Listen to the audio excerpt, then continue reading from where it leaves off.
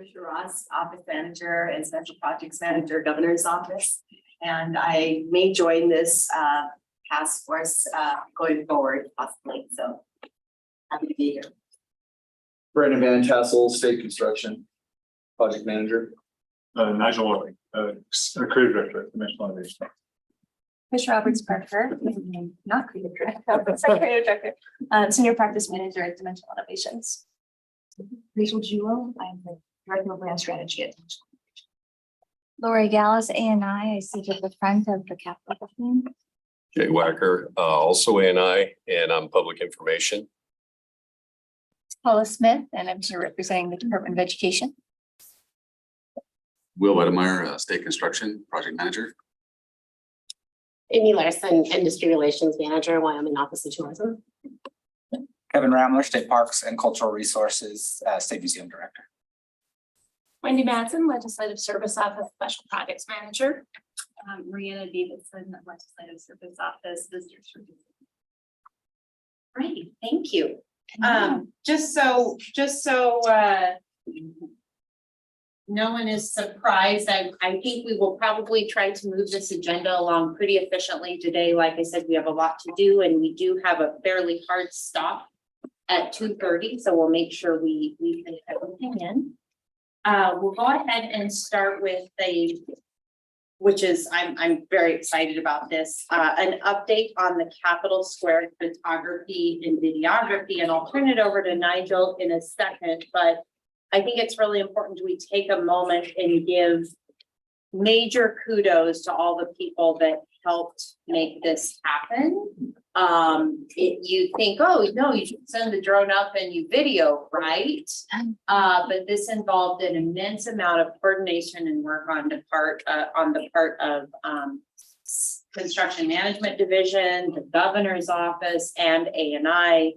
I understand this involved everything from cleaning, moving stuff out of the way, getting the Jersey barriers out of the way. Again, just making everything photo ready, Christmas card ready, basically. It was a lot of work. So I just really want to express our appreciation to those agencies who sort of set their hair on fire. It's absolutely true. There's and the place looked gorgeous. Great. So, It cleans up and it cleans up. Nice. I mean, it was great to start with the wow.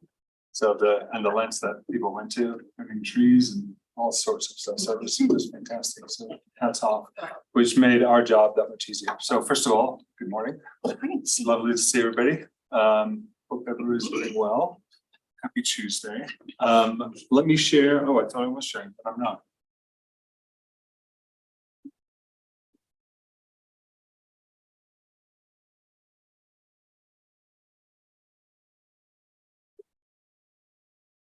I've got some samples of some of the stuff that we've worked on for the photography for the dome drone experience. And in the process of doing that, we also shot a bunch of other footage while on location, and not just us. Brian from the NCSL under their process worked with us as well to capture a lot of this imagery. So I'm just going to start with, I think this is like a 3.5 minute just rough capture of images that we're going to use in the dome drone experience. And then I've got some other footage that we took, which is longer. So I'll kind of bump around through it just so you can get a sense of it, what it looks like. So take a look. Really good process. Well, that's promising.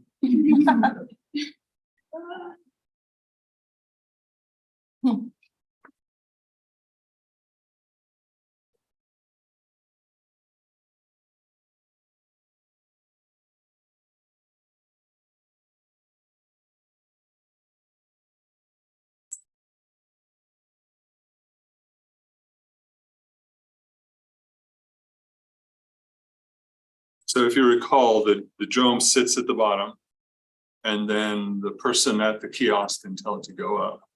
So it's so jumpy on here. It looks gorgeous. Yeah, it's the internet. It just really flows beautifully. But the idea is that it will let them move up through the building. You want to pause it perhaps and let it flow for just. I guess. So the lesson here is don't stream it to the kiosk. Correct. Yeah, exactly, right. Plug in a booster. So I'm laying it low to it and see if that helps us. Can already tell some of the perspectives that we just never get to see. Are gonna be very cool. Madam Chairman, just a quick one for Ms. Ross this morning. Again, welcome, but I'm sure you have met Chairman Nicholas. The Appropriation Committee, he's around here quite a bit. But he didn't get a chance to introduce himself this morning. Wanted to make sure, so.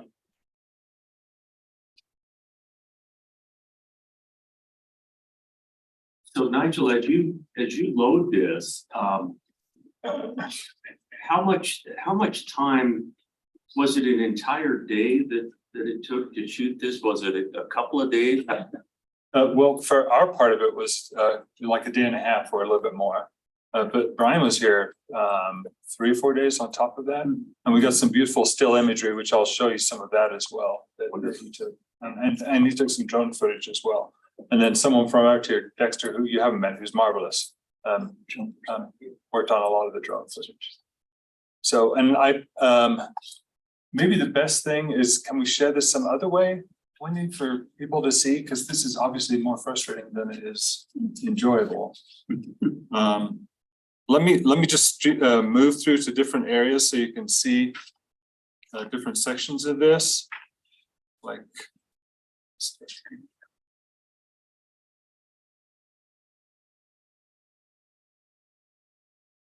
Madam Chairman, my guess is we're having some buffering issues with internet connection. Yeah. The file size is very, very large, where these will reside on the interactive kiosks will all be a hardwired internet Gotcha. connection.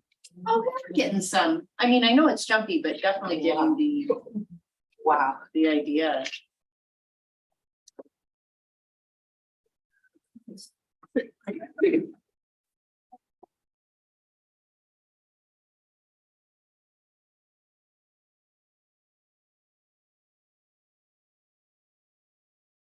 Weather went out, a couple different times. Yeah. Wow, yeah, that could have been gone a couple different ways.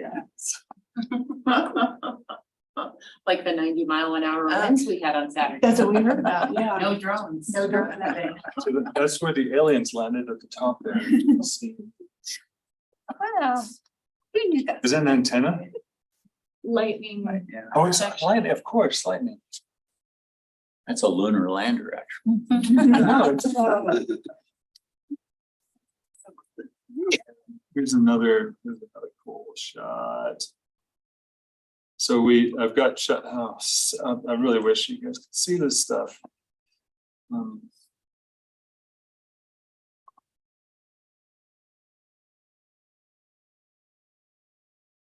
Try just the last bit here, see what we get. So this is up at the very top.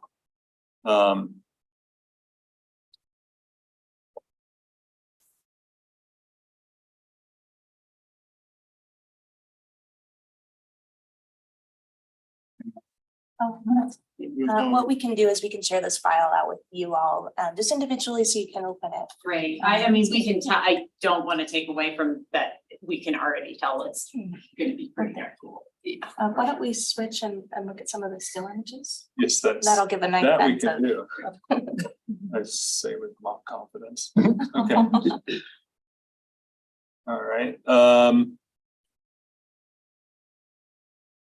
Let me share. Let me just share.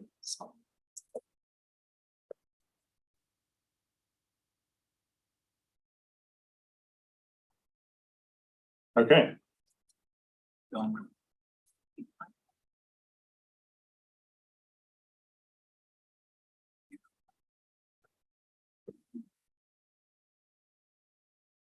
They're not loaded.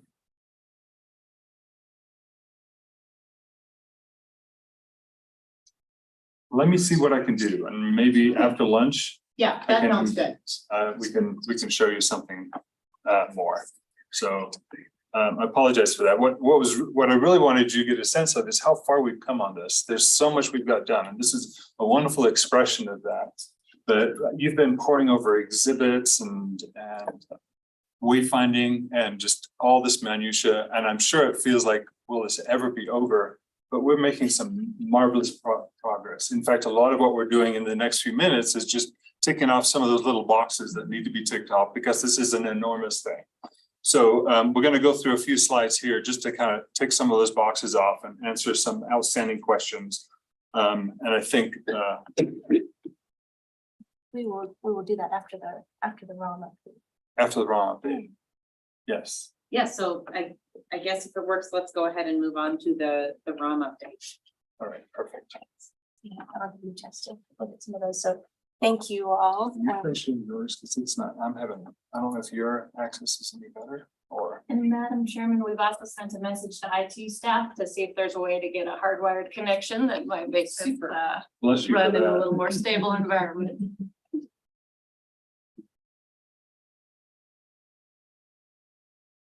Let me try sharing it a different way and see if it's any. Appreciate your patience. Grace.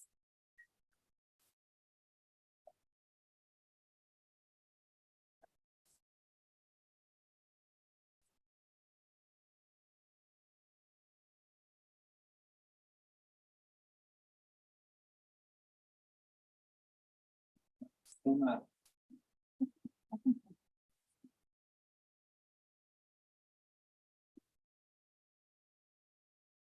You have access to share.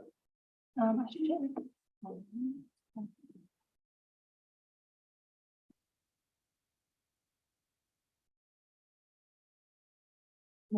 Feel the screen from you. All right, can everyone see that all right? Perfect. Yes. Okay, well, this is my favorite part of the meeting.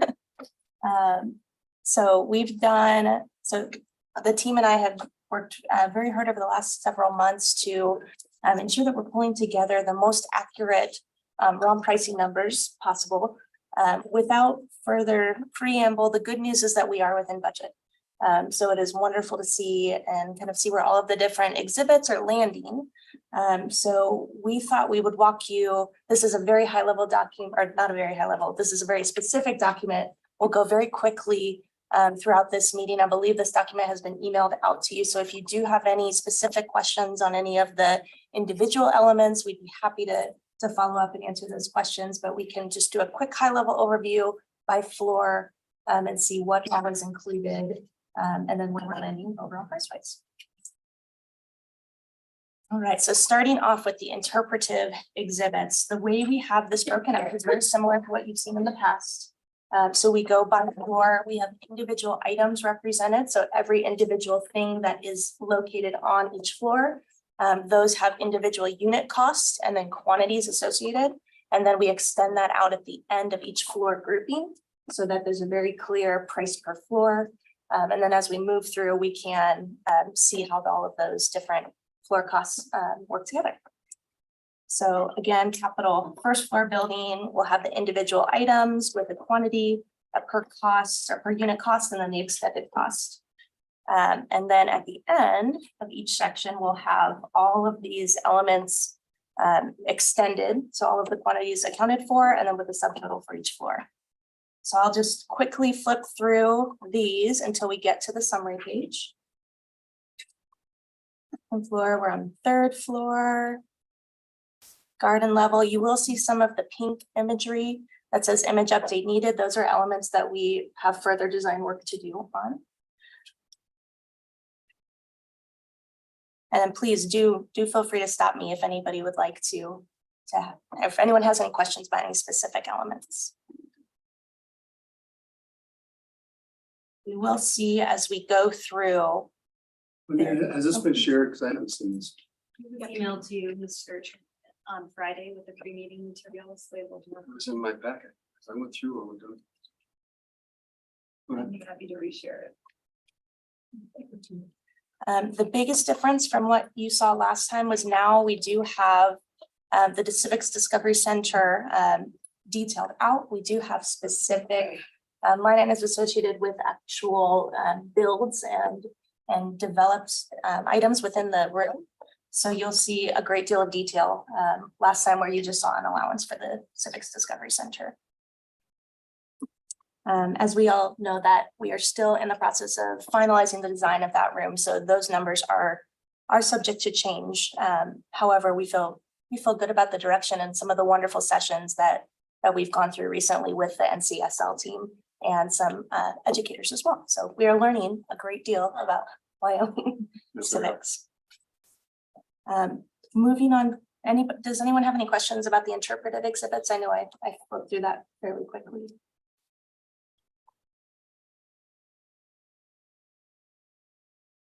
No? All right, well, I will move on to wayfinding. Thank you all very, very much for your time and your walking shoes. I'm sure we all wore some holes in the shoes last night. We did a wonderful wayfinding site walk where we were able to see almost every single sign location within the building. So thank you all for your time that day. And what that allowed us to do was really work through exactly where we envision all the signs to be placed around the building. We came to some really great understandings and agreements on what the sign types would look like, where they would be located, what they would say. So this is a culmination of that activity from the ROM perspective as well. Organized again the same way. So by area, we have Capitol Grounds as a first section. And all of those signs detailed out. Garden level, first level. And I won't read out every single level. There are quite a few levels, including all 4 floors for each first floor building. But ultimately, we have developed a really wonderful signage package that we think will really help visitors get around the building in a really clear and concise and efficient way. That is our ultimate goal, is to allow people to find their way without hopefully needing as much input from staff members. The images in there are for reference only for this type of sign. So if you look up at there and it's directing you to something different than you expected, it's just because it's a reference of the type style. If it's acrylic or tool bronze. And then, of course, we'll take both the interpretive exhibits and the wayfinding and pull everything together into an overall ROM summary, which I understand that copy is very small on the page. When you do have the individual document, it's much easier to kind of zoom in and see. We wanted to make sure that we gave you all the numbers on a single page so you can see how they all total up as well. So again, that should be very similar to what we provided last time from a formatting standpoint, but if anyone has any questions, please feel free to reach out to me. Really appreciated that page in particular. Absolutely. Thank you for that. Don't be afraid to jump in. Does anybody have any questions or? Okay, please proceed. All right, Rachel, would you like to? Actually, Nigel, would you be able to share the deck again with the schedule? I had to reboot, so I'm not. Nigel, if you would send me that document, I will pull that up.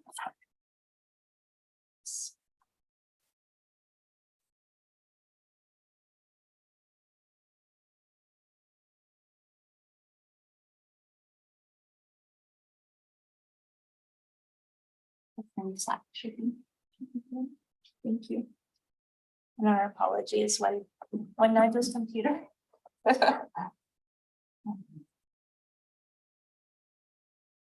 Just joining the meeting again now. You are absolutely fine.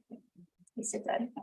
While Trisha's pulling that up, this is a high level view of the schedule. If you guys have an extra 4 to 5 hours, I'm happy to walk you through detail by detail of everybody that's doing each individual act each day, but I didn't think that would be a good use of everybody's time. So this is very high level. We have broken it out between wayfinding and the interpretive exhibits. So for the wayfinding, we are currently in the design phase now, both the acrylic and the tool bronze wood and other exterior materials. Once we get through this design phase, we'll go into engineering, the fabrication and installation. So we're looking at an installation of April, May for the acrylic, and a little bit further out in November for the tool bronze, wood, and other exterior materials. DI does not actually produce those in-house, so we will be working with a sub to manage that. So that is one option in terms of how to execute. We looked at another option, can we go to the next slide, which is really if this team wanted to go outside of DI would consult and help provide guidance with a bid package, but it would allow your team to take the bid package, go bid that out with other vendors. That does take a bit more time. One of our differentiators at Dimensional Innovations is that we do design build in-house. So we're able to really merge some of those processes versus having to go out, maybe redesign if a particular company doesn't know how to execute that or really work with them. So it would take a bit longer in order for your team to manage that on your own outside of DI. The next, So, Madam Chairman, I'm hopeful that the committee had an opportunity to look at this. I'm looking over at Will and all around the table here, but really appreciate you laying this out for us. My understanding, looking back over the last couple of years, is the fact is this has all been bid out already. Will, correct? You know, I'm looking your direction because you deal with this all the time. As far as, well, we went out for procurement, so we met those requirements when we selected DI. We went out for an RFQ for design build or RFP for design build. We interviewed and they were selected. So it feels like to me, Madam Chairman, that at issue here is whether or not we want to carve out some of what we have already bid to rebid something, just a piece of what is already being worked on. I'm trying to get my arms around. I'm not stating things very clearly this morning. I apologize, but we've got three options here. And what sticks out obviously to me is the time frame. Maybe I'm the only one that's rolling this around in my head. No, Mr. Co-Chair, I think I can clarify, but I think there's actually only two options, really. Is that? you could slice it a lot of different ways. Yeah, DI could manage all of it, or your team can manage all of it, because DI does not do the tooled bronze wood and exterior in-house. We will have to manage another sub, or you guys could manage a sub. So we wanted to just give that as an option if you wanted to manage all of it outside DI. And Mr. Co-Chair, I will put it maybe less gracefully, but just to go back, and this has been a while, but we did go through a very robust procurement RFP. And I remember because I read them all. And it had participation from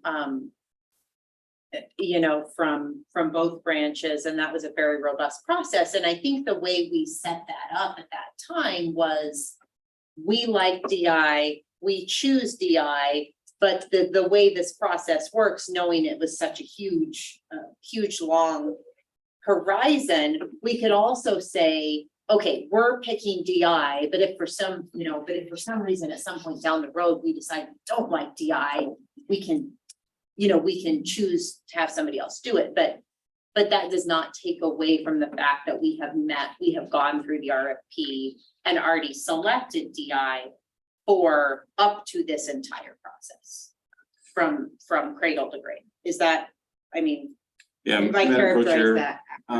yes, and we did go through the procurement process, so we met all those requirements. And what we had kind of asked DI to do here was, we were looking at, maybe there's some cost savings if we go out to bid.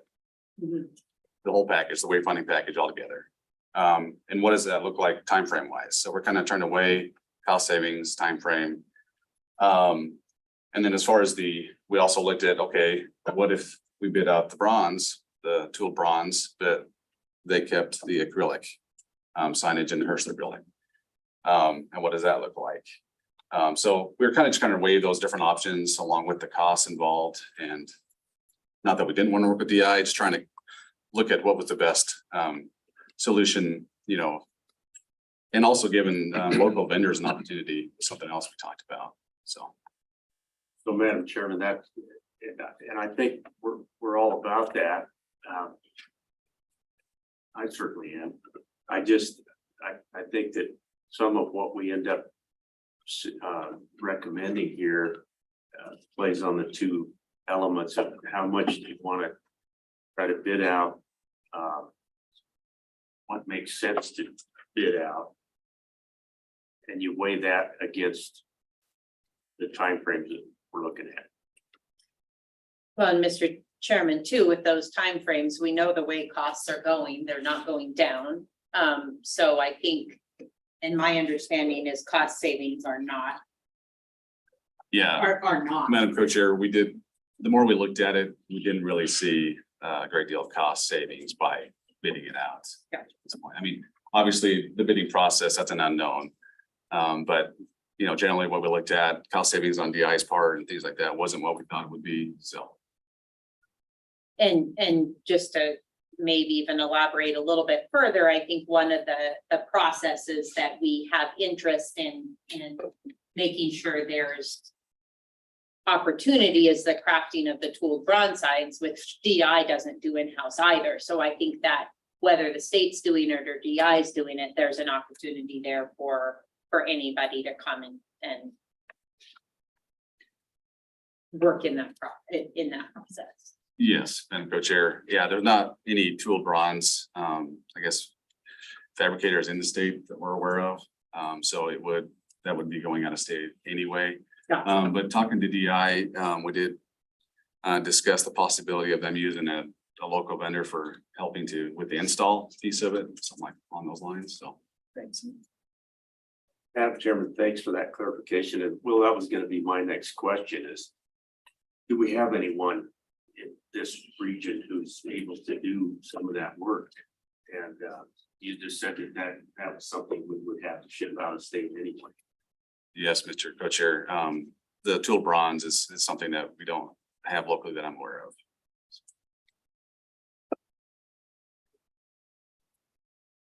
Well, Mr. Co-Chair, I think and I don't know that we need a formal decision, but I think So Madam Chair, what's that? so I think the answer to that is that, I think we have to basically do a executive session, find out what has been reviewed. And if we agree with the timing of what's presented. And create our own calendar of when we have to make that decision and what we need to consider before we can be fully educated to make that decision. I don't know if we are not, but I think that's a conversation we have to have off channel.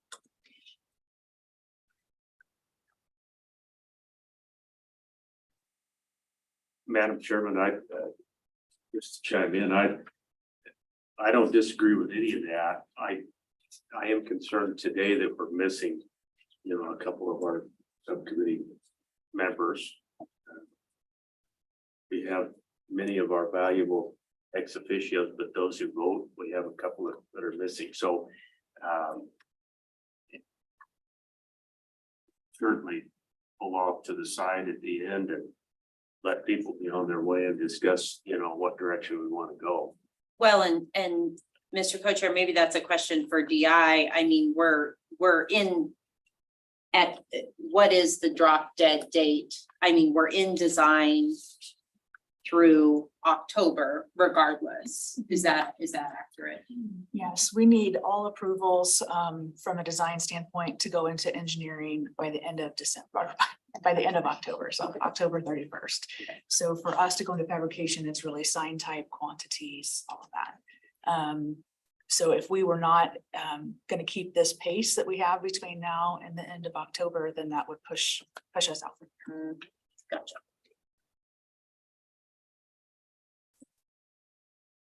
So we have a little time, but not a lot to sort of gather any additional information that we would like. Madam Chair, and I may have this wrong, but just to make sure I understand it, at some point, there's a divergence from if DI takes the full scope, even if they manage a sub, they will go directly into engineering documents versus if you choose to bid it out, they will not engage in that exercise and they'll start preparing bid documents. So they're different documents. Yeah. So I just want to make sure, is that also the end of October for both those? Yes, Okay. we could start bid documentation a little bit earlier if you decided to go that route. But if we waited, yeah, that would push that bottom schedule out as well. Thank you for clarifying.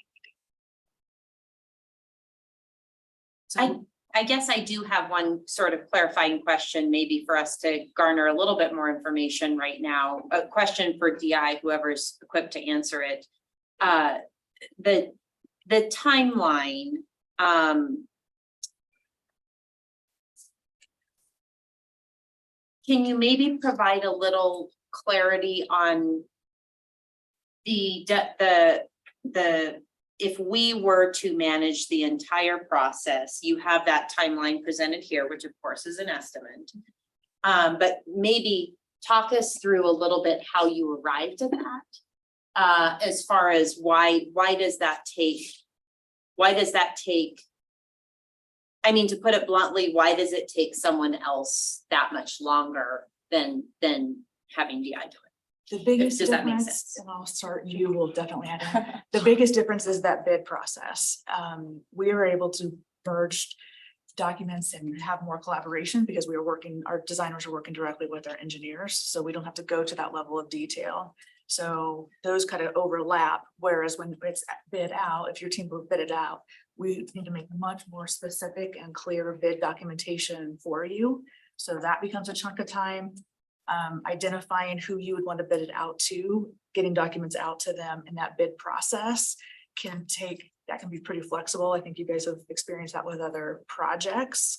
And then once that gets started, it could be about the same time for them to fabricate as it would for DI. But it's the bid process that takes the longest. And Trish, I don't know if there's more clarification you have. No, that was wonderful.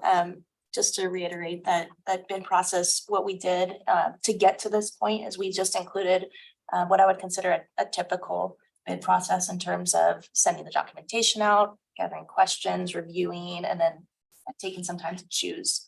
So that's part of the extra timeline that you see, as well as they'll require some time to get up to speed, make sure they can go through their engineering process. So it's that, as Rachel pointed out, the additional bid package, which is an extra, very specific document with all of the specifications, that additional bid process, and then the time it takes the other company to get ramped up. And Madam Co-Chair, contracting as well, it's gonna take probably about a month. And they're three weeks to a month. So William, with that, and again, we don't have to. We would not be required to bid this since we have already bid this, but if we do bid it, we have to follow our procurement processes, which are 90 days. Madam Co-Chair, 90 days as far as the bidding. Yeah, I mean, Bidding process, I mean, we could bid it out probably in a month and then another month for contracting. gotcha, okay. So maybe 2 to 3 months, okay. So, Chairman, and again, I'm just doing my best to catch up on this front in my mind. Does it make any sense, folks, that we would bid out a portion of this, given that that we're going to be looking for assistance on install? Does it make any sense that the state would work with with whoever can accomplish the bronze work?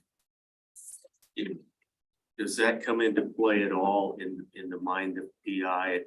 Can you talk to me about that a little bit? Absolutely. From the installation standpoint, from a bid process, I believe DI would still be engaged from a construction administration standpoint. So our team could potentially work with that new vendor to help ensure that signs are going in the correct area and they're up to the design standards that our wonderful team has created. From an installation standpoint, we wouldn't have as much say in their installation process. Whereas if we carried the contract, we would ultimately be responsible for that installation, and we could ensure that it's up to standards. Not saying that the other vendor wouldn't, but we have a little bit more control over that process if we were to carry the installation contract. That's helpful. And Will, do you have anything to add on that front? Mr. Co-Chair, no, I don't have anything additional. I agree with that.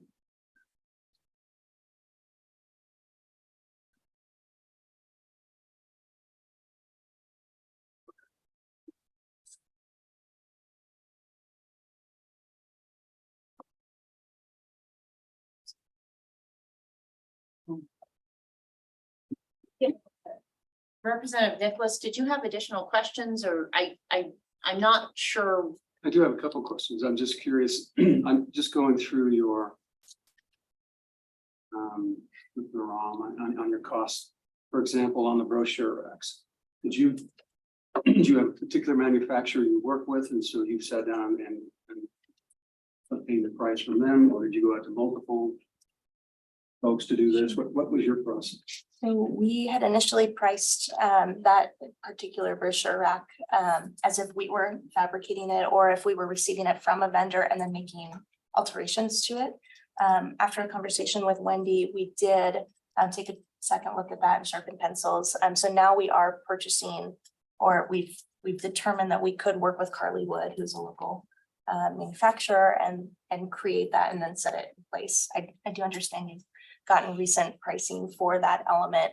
However, with inflation, their prices have increased. Yeah, the same question on like the reader rails. And where will those be made, or who did you contract in order to have those? Those would be, if they're interior versus exterior would utilize different materials. Exterior would be an HPL, which is something that we again have outsourced. High pressure laminate is what. And sorry, I don't mean to interrupt. I just want to make sure the decision point that we need to make before October 31st is just for wayfinding.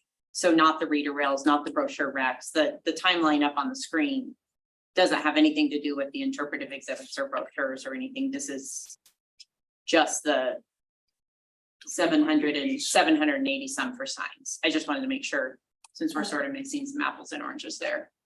We would request that we have approval to move forward with both scopes, because while we are still in a design content process, we'll say we have more time from the overall visual layout. But what this schedule allows us to do is move directly into engineering. So creating the structure that those ultimate graphically designed pieces will live in. So this is assuming both scopes.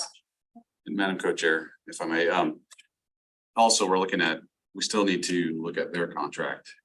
Right now, it stops at the end of SD. And so the contract we're looking at would be a design build contract that would take us through the rest of DD, engineering, and fabrication, install, and everything. So making a decision on that sooner than later probably be better to keep things moving. But Madam Chairman, you do have that as one of your last agenda items today. Is as mentioned earlier, the procurement process you went through at the beginning of this was for a design build contract, and CMD has done that through issuing basically phases of design to date. And so now you are at the point of wrapping this up with engineering, fabrication, and installation is the light at the end of the tunnel. And so that's the final phase of all of this, and wayfinding is broken out because as a subcommittee, you did request whether there would be cost savings, which as mentioned, you would not know till you bid, and whether there would be time savings. At one point, we thought there actually could be time savings just because of timing of other work DI was doing, but because wayfinding is so much further along in scope, we may have lost that, what would have otherwise been a window, because wayfinding's further developed. So at the end of the meeting today, you'll have some decisions about next contracting phases for recommendations. Again, this subcommittee can make recommendations to CMD as the contracting agent.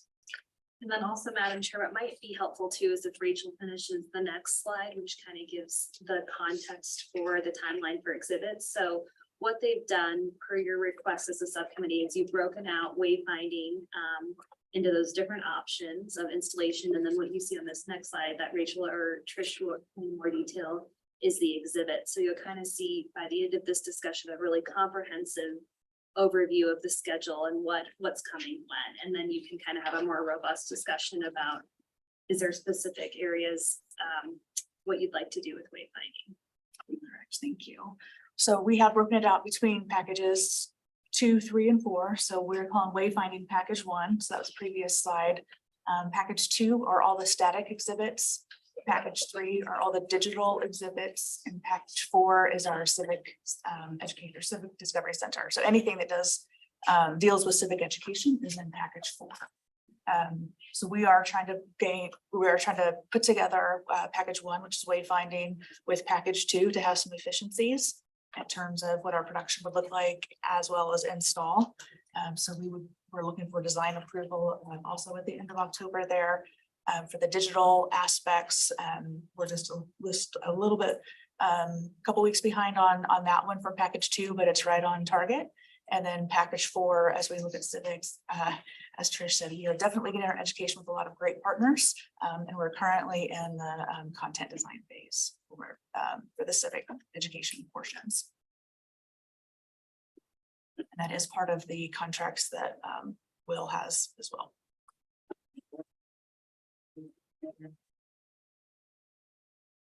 We are looking at staggered install between wayfinding and package 2, and then package 3 and package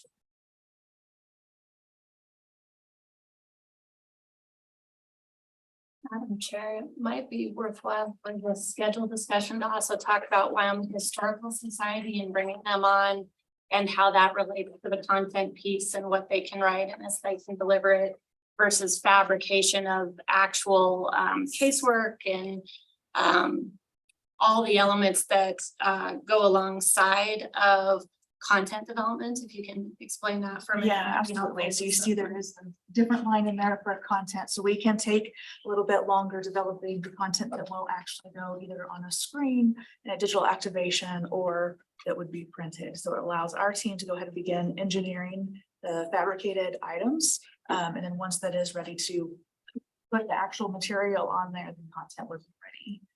We were able to bring in the Wyoming Historical Society, absolutely wonderful to work with. Obviously a wealth of knowledge, but great collaborators as well. So they have started working on package 2. We're talking package 3 and about ready to talk package 4 with them. And we will be developing those in collaboration with the core team over the next several months.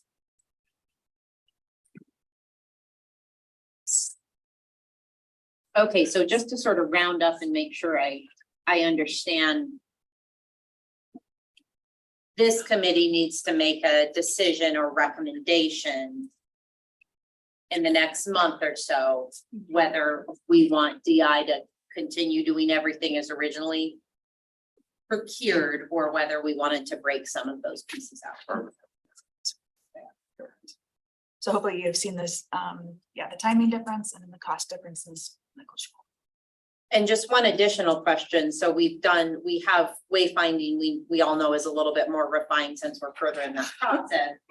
But the interpretive exhibits timeline, we don't necessarily know what bidding out a separate piece of that what impact that would have on the overall. We've not, that hasn't been a consideration that we've moved forward with.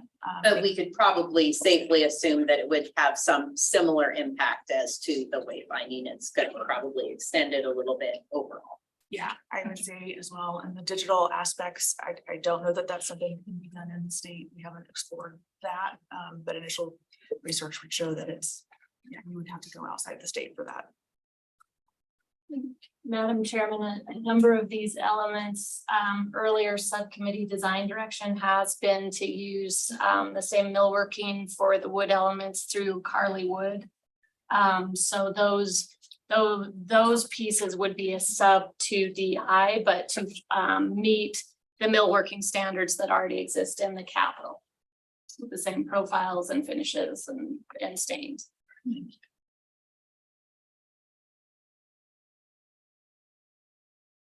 So knowing that we have plenty of time, anything else you wanted to flesh out on the ROM for wayfinding or the exhibits, or are there additional questions?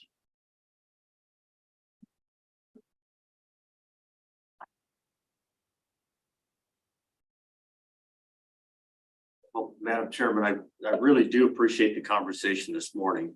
And I appreciate the patience of DI along with the subcommittee, because ultimately, if you remember what our charge is, it really, just to read it out of the actual language that was passed by the legislature, development of design and construction documents and the construction of interpretive exhibits for the capital and the capital extension in accordance with the recommendations approved by the State Building Commission. So, you know, part of the challenge here is all we can do is make the best recommendations that we can. And, you know, I'm hopeful, and so far I think the State Building Commission has appreciated the work we've done. And so we just make the best recommendations we can. We don't go through the management council. That was language that was vetoed out of that budget line item, you might remember. But bottom line is we make the best recommendation we can with the caveat that State Building Commission can override anything we do. So just to follow up on that, what's the timing for them to be launched? The State Building Commission has to act. And that's part of the reason, Yeah. Representative, that I brought that up. And so, Madam Chairman, that said, I do think that it would be helpful for the subcommittee to pick a square and land on it. Does that make sense? It does, Mr. Chair. Maybe you can, So the next SBC meeting is October 11th. pardon me. The next SBC meeting, State Building Commission, is October 11th. Do we know what their agenda is and how much time they'll have to prep? And when they have to have the materials beforehand? Well, we're in the process of putting that together now. But I don't know all those details off the top of my head. So Will, that is more than likely the only meeting of the SBC prior to October 30th. That is For correct. example. So it stands to reason, Madam Chairman, that our subcommittee really needs to get on this and provide that recommendation up the ranks so that it could be taken up on the 11th. That's what I'm hearing. I don't disagree, and I'm not sure what additional information we might need before, let me try to find a better way to say this. I'm not sure what additional information that we would need or that would help us make a better decision at our next meeting in 3 weeks. So just, you know, if we have to wait, we can figure that out. But I guess my question is, what information are we going to have in 3 weeks that we don't have today? Yeah, and to me, the question is, how well and how thorough do we need to prepare the presentation for SBC members? Because we know that could be eroding. So I think we have to prepare for it. Right. For what it's worth, and this is not terribly relevant, but I would note that the wayfinding cost went from a solid 1.1 down to 780. So I like that. Yeah, and I think the wayfinding is certainly more concrete and understandable now, just the part. First off, it's more physical and we all understand we need signs that tell us where we're going, but second off, we're a lot further in the process. So I guess again, knowing that we don't have 90, we don't have 100% of the information, but I'm concerned, like you, Mr. Co-Chair, that if this committee doesn't make a recommendation that we stick with DI for the process, today, that does push us back realistically from terms of SBC 3 months. Yeah. Because SBC will meet in October and then January. Well, Madam Chairman, well stated, and also well stated by Chairman Nicholas.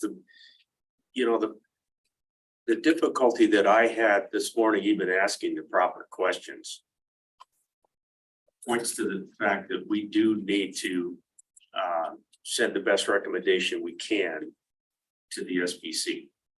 And when we do that, the kind of questions that I struggle to ask are probably going to be asked at that meeting. So I think that goes to Chairman Nicholas, where you were going with that is it's fine, whatever recommendation I think the subcommittee makes, I lean toward streamlining if we can, sticking with what we see on the screen to move toward completion on wayfinding. But if we do that, we simply need to be able to defend our recommendations. Right? Okay. And answer the questions that might come up. Yeah, and said another way, maybe, I think the recommendation that I prefer or want to communicate is we continue the process as planned from the original procurement and RFP. That's all. Exactly. That right? Exactly. I mean, we, and again, just, yes, we reserve the right to kick DI to the curb, and we are not recommending to do that.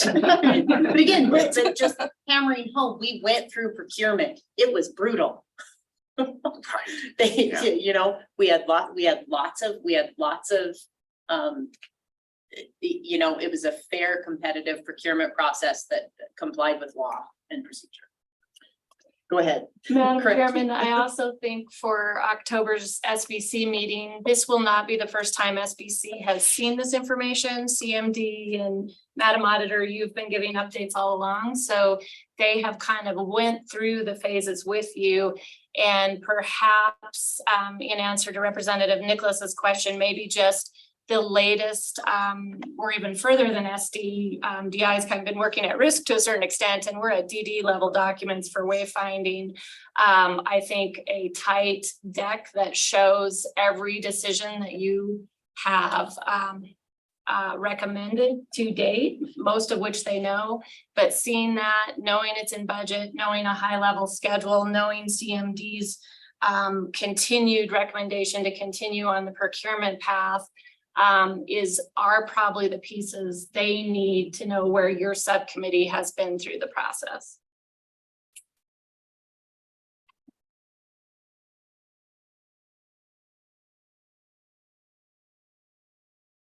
Madam Chairman, the only piece of this that causes me any kind of heartburn at all is just we are missing a couple of key members of our subcommittee today who just happened to sit in that next body.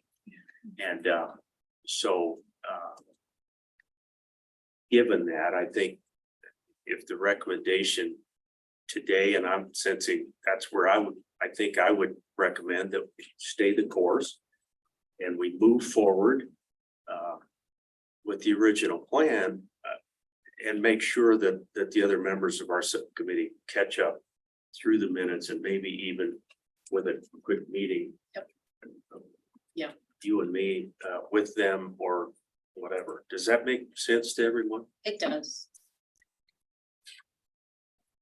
So I'm wondering if there's a perfectly crafted motion that makes sure we capture what we want to, I'm assuming something along the lines of the subcommittee recommends that we move forward with the proposed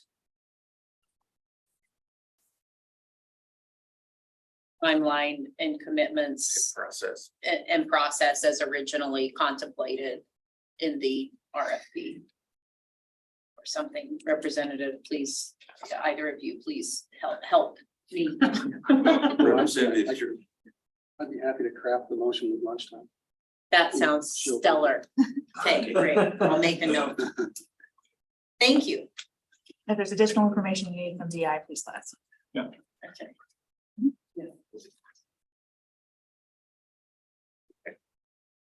That's all we have for scheduled doing a deep design. Sure. Well, even with all that meandering around, we're ahead of time. Good job. You have to give your co-chairman time to meander around. And look at each other. Yeah, there you go. All right, so I guess we're on. I mean, we're not due a break yet. We've only been here an hour. So let's go ahead and move on to a design update. That's where we are, right? I don't have sharing anymore. It's been disabled. I'm gonna do work. That's good. Let me just see if I can get this.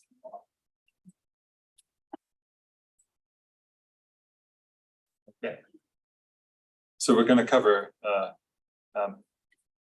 some changes that we've made to exhibit elements based on feedback we've got from you folks over the last months. A lot of that was very easy to understand and easy to execute. Some brought up some questions, so I just want to address and show you how we responded to those questions. So as I said at the beginning, it's checking off some boxes, going over some details, and making sure that we're all aligned with the approach that we took.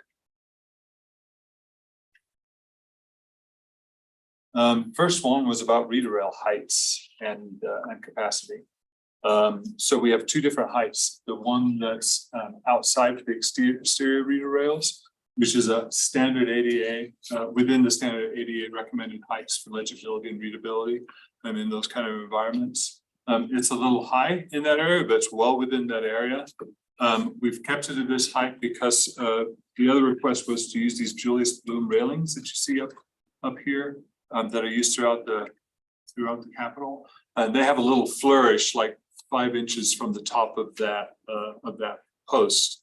So we would need to trim the post and trim it like right at that flourish, which aesthetically wouldn't work very effectively. But since we can still mount the reader rail panel at the top of those posts and still be well within the ADA best practices, that was our recommendation to go with that. But if you want to look at going lower, we can. Just understand that it'll impact the aesthetic of those posts, and the whole point of us using those posts was so that it would work with what's used throughout the building.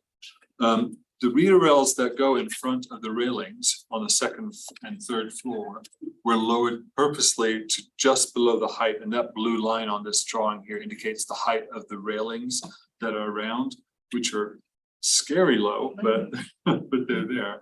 So the reader rails are just ever so slightly below that height, so that as you're looking across the rotunda or from below, you don't see the back of these panels poking up on above the top of them. So we've because of that, they are below standard height for ADA legibility, but it's not out of the norm. I'm sure you've been to, and Kevin, you could testify, many museums where there's reader content like way down a foot from the floor. You address that with type size and making sure that what's on that is still legible from that distance, and also from angle. So you'll notice that the angle when it's at the more standard ADI is sharper, directed towards the eye line, and less sharp for the lower angle below there. The last question was, there was a concern about whether or not these two railings would support the inevitable child that decides to use it as a jungle gym, and people leaning up against it.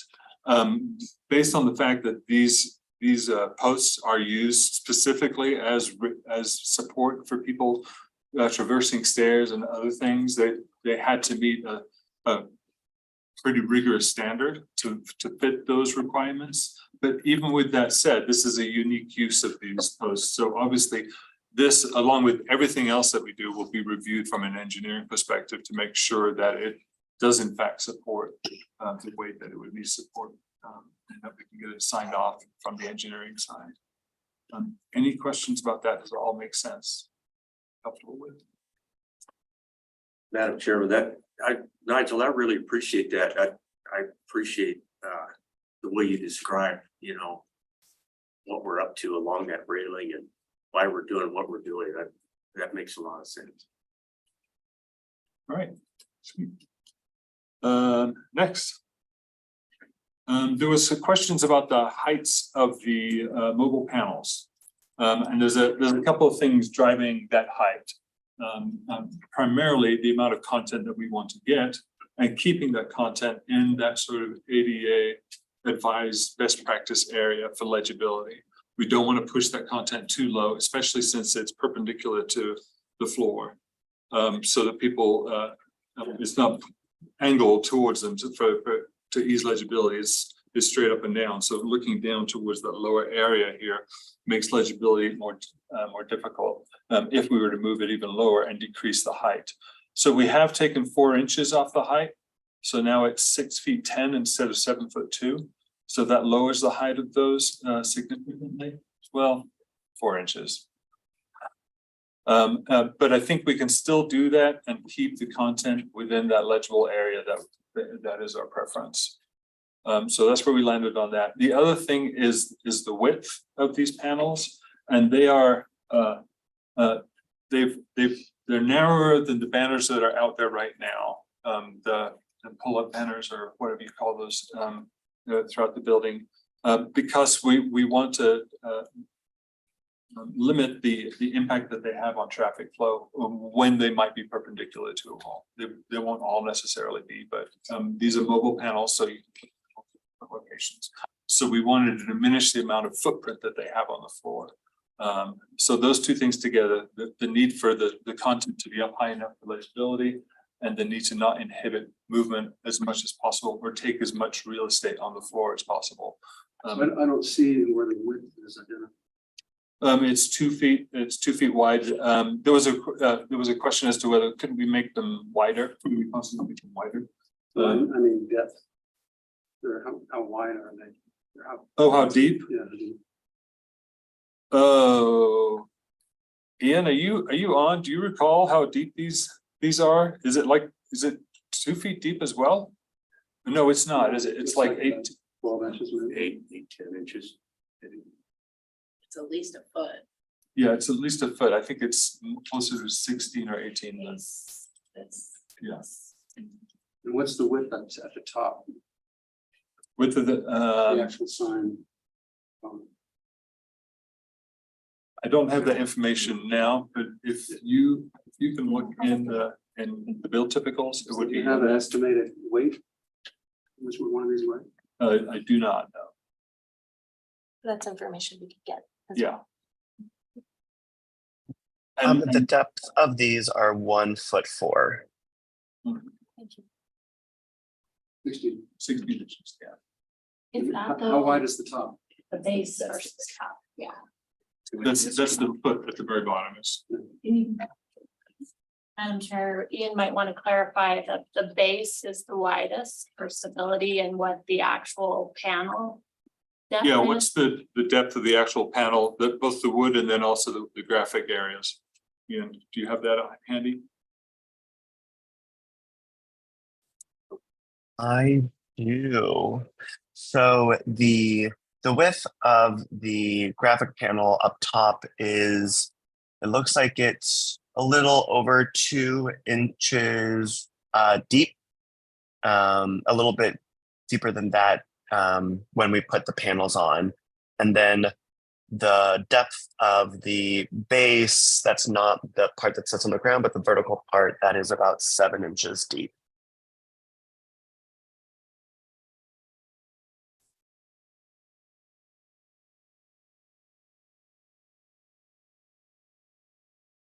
If that makes sense.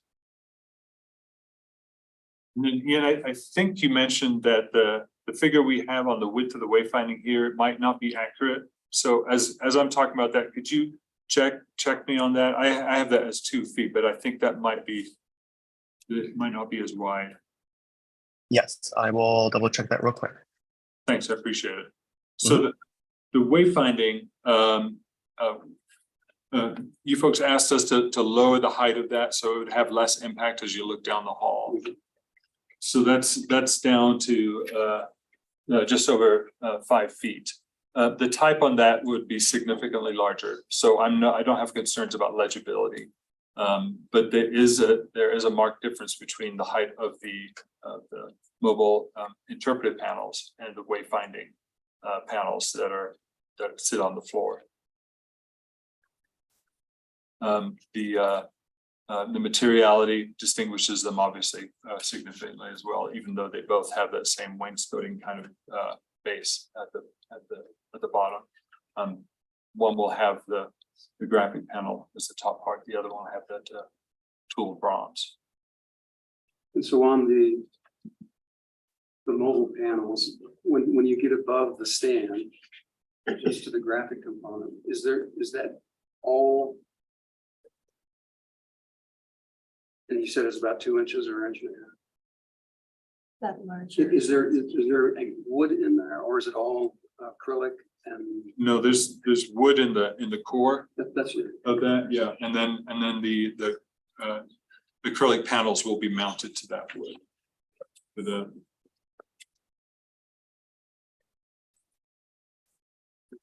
Is it plywood? Is it 3/4 inch? That's the width of the wood. I don't know that, and I wouldn't want to speculate at this point what that core would be. Whether the engineers, when they look at it, decide that no, we need some aluminum in there, or it is just wood, or what. As they look at this and figure out what's the best way to make this sturdy and effective and not a tip over danger. That they'll be addressing all those issues. They may come back and say, well, it needs to be 18 inches wide at the bottom instead of 16. They start to apply their trade and try to understand the dynamics of the piece and all the various danger points or concerns that we might have for longevity, sturdiness, and maintenance, and then apply that to these visual concepts. Madam Chair, I think part of what you mentioned engineering will do as well is to figure out how to the panels will easily be able to be removed over time if content updates. That won't come until Exactly. engineering feedback, correct? Yeah. And then how to do that without a bunch of exposed hardware and things like that. So all those things that they work their little magic and I don't know what's fairy dust or what, but they make things work. They pass the muster so that they still have that great visual impact that they'll have. I like the height update. And I feel like the wayfinding height is better as well. Great. Ian, were you able to track down that width on the wayfinding? Yeah, it is 19 inches. So it is 1'7" for the panel width. So then the very foot of it would be a little bit wider than that. So that's taking off a few inches off the width that you're seeing there. So it'll even have less sort of visual impact. But because of the high contrast of the bright bronze with the black tooled, I think it'd still be really effective in a quick beat. Madam Chairman, I'm your committee member to trumpet shorter being better. I still think they're real tall, but they're slightly shorter and I appreciate that. I appreciate the concession, whoever made it. Absolutely. Speaking some more about those mobile panels, but also anywhere where we have sort of wood details involved. While it's not terribly well represented in the renders, we wanted you to know that the details in the millwork are taken directly from, and these are drawings from the actual capital millwork profiles that were used to create the wainscoting and other wood architectural details throughout the capital. So we selected from those some trim and millwork details that we thought appropriate to the scale and proportions of these elements that would tie directly to the wood that's right standing there right next to it. So they all sort of fit together. And we'll work obviously closely with Carly Wood, and that's another reason why we're happy to be able to work with them, because they've made the stuff that's in here look as good as it does, and it's fit as well with the existing furnishings in the building. So we want to carry that on. There's no reason to introduce some whole other thing. Any questions about the millwork? No? That was another question that came up. There was a few questions about the location of artifact labels. And those are typically driven by the location of the art about which they speak. There's some variations on that, but our primary goal is to keep them the baseline of those artifact labels with the baseline of the art itself, and 4 inches from either edge. I couldn't say whether it's going to be the right edge or the left edge, depending on where that particular painting is hung. There may not be space on the right side, so it has to be on the left, or vice versa. When there are multiple paintings or artworks in the same area, then we want to keep those as closely uniform as possible. And because paintings are typically hung at a similar height, you'll find as you go through the Capitol that they'll all sort of feel like they're in the same position throughout. But it attracts more attention to kind of move it up a little bit or down a little bit next to a piece of art than it does to just keep them at that consistent relationship with the thing that's most directly adjacent to them.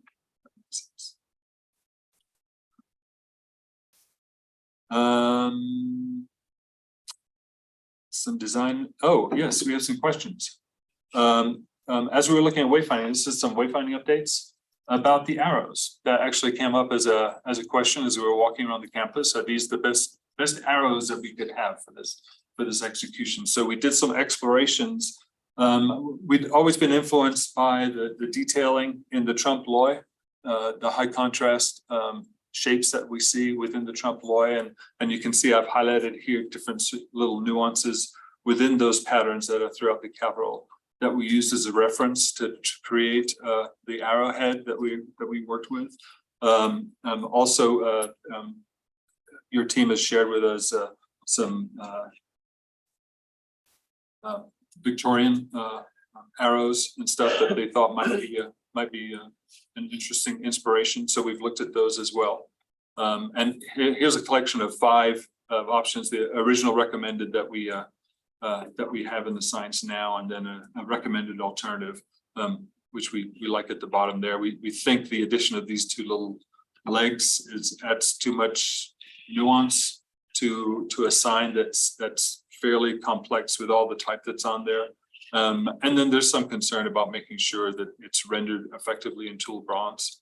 I've got this placed in an actual, didn't mean to do that, in an actual sign, so you can just kind of see the relationship of this original arrowhead and the recommended alternative or the recommended original. Do you folks have a preference? Madam Chairman, I would sure weigh in on this, and I wasn't very boisterous about this at all, but this is better than the original. The original, I was continuing to struggle with because your eye kind of wanted to go in 3 different directions. Yeah. And I think C is just better. Awesome. But that's me. I agree, and I think it was I feel responsible, so I apologize, but I think it was my original comment. And I think the arrows that go up, left, right, or down were less tricky, but the ones that go diagonal to me were the really ones that threw me off. And so I am happy to hear other thoughts, but I do like the new proposed C option. I think some of the fancier ones could work, but it's getting a little flowery, maybe. So I like the subtle update that distinguishes it enough to make it a little more clear. And you can really see that relationship. I mean, look at this shape here with this gorgeous little curve coming around together. That really kind of echoes what's going on here beautifully. I think you can see that in some of the things I've highlighted. So I love that two things talking to each other. It's so nice. Madam Chairman, I'm just looking at other committee members. It's been really quiet this morning. Strong I feel feelings like about. I'm dominating this thing. Does anybody have a strong feeling on the opposite side of this or anything, or are we good? I'm agreeable. Option C, don't Option C. ask us again. Last time you see this, so take it all in. Excited to share the backstory. Get that in the rear view mirror. There's some, we've got reader rails around the second and third floor. On the second floor, there was this opportunity in the corner to have a reader rail that talked about the statue that was directly opposite and above on the third floor. So at some point, we were asked to look at, do these have the same square top like this that the reader rails along this railing have? So we looked at that, and then we looked at what if this had an arch top instead, and that arch kind of spoke to the arch that is represented by the railing itself. And the last question is do we want something there? At this point, are we concerned that it takes away from that architectural feature? Obviously, the adjustment to this design is an effort to sort of, how can we celebrate this feature? I think our recommendation would still be to go with the square top. It's consistent with the other reader rails, and it allows this arch to be more visible. And you're never going to get an arch on here that directly mimics the other, because nobody ever sees it at the exact same angle. So it's always going to look like two different arches. So that would be the first question. Do you prefer the arch top or the flat top? And the next one is this the appropriate location? And refresh our memory, Nigel. In this plan, or the proposed thought here is that we would interpret the opposite sister Exactly. that you can see from that niche. But we also we interpret the sisters on the third floor. Yeah, this right? would be a much simpler, and my friends here remind me what the specific content is, but it would be more just sort of introducing the statue with a simple line instead of any sort of in-depth about its creation or the artist or anything like that. It would be this is hope, and maybe a quote or something that represents what hope meant. I'll throw this out. I'm happy to have opposite opinions. I don't think we need these on the second floor. I think keeping this area a little bit cleaner, and you had mentioned something. This is, and I know we don't want people leaning over the rails. Me more than anyone. But this is where when there's an event in the rotunda, everybody stands around the second floor to watch. And then I think you get the awkward situation of people trying to go between those. So my knee-jerk reaction is we should absolutely interpret the sisters on the third floor. Other thoughts? Yeah, no, Madam Chair, like when I was looking at this, I was like, oh, I'd rather have a person standing there enjoying the building than the space being used for an interpretive sign. I would agree, because if you have one, you feel like you almost have to do 4. So you can't have just kind of. Well, we would have Well, we four, would. there would be one. And Yeah. I just, that's actually kind of a narrow space, and there's lots of times when that space is full of people, and that would just be in the way. You said, somebody said something, I forgot what now. These would be close enough to the railing that someone would not be able to physically get between them and the railing. That sounds like a challenge. I sure would be. Kevin? Yeah, Madam Co-Chair, I would agree with you all. I think that maybe it's not the best use of that space. And then from an interpretive point of view, I think one of the things I don't love about this is those other panels that are along the long side are interpreting the sort of suffrage And to me, it just seems weird to kind of go 2 panels on that and just 1 panel on something totally else, 2 panels, and it kind of interrupts that interpretive flow through the space, so. That's a very good point.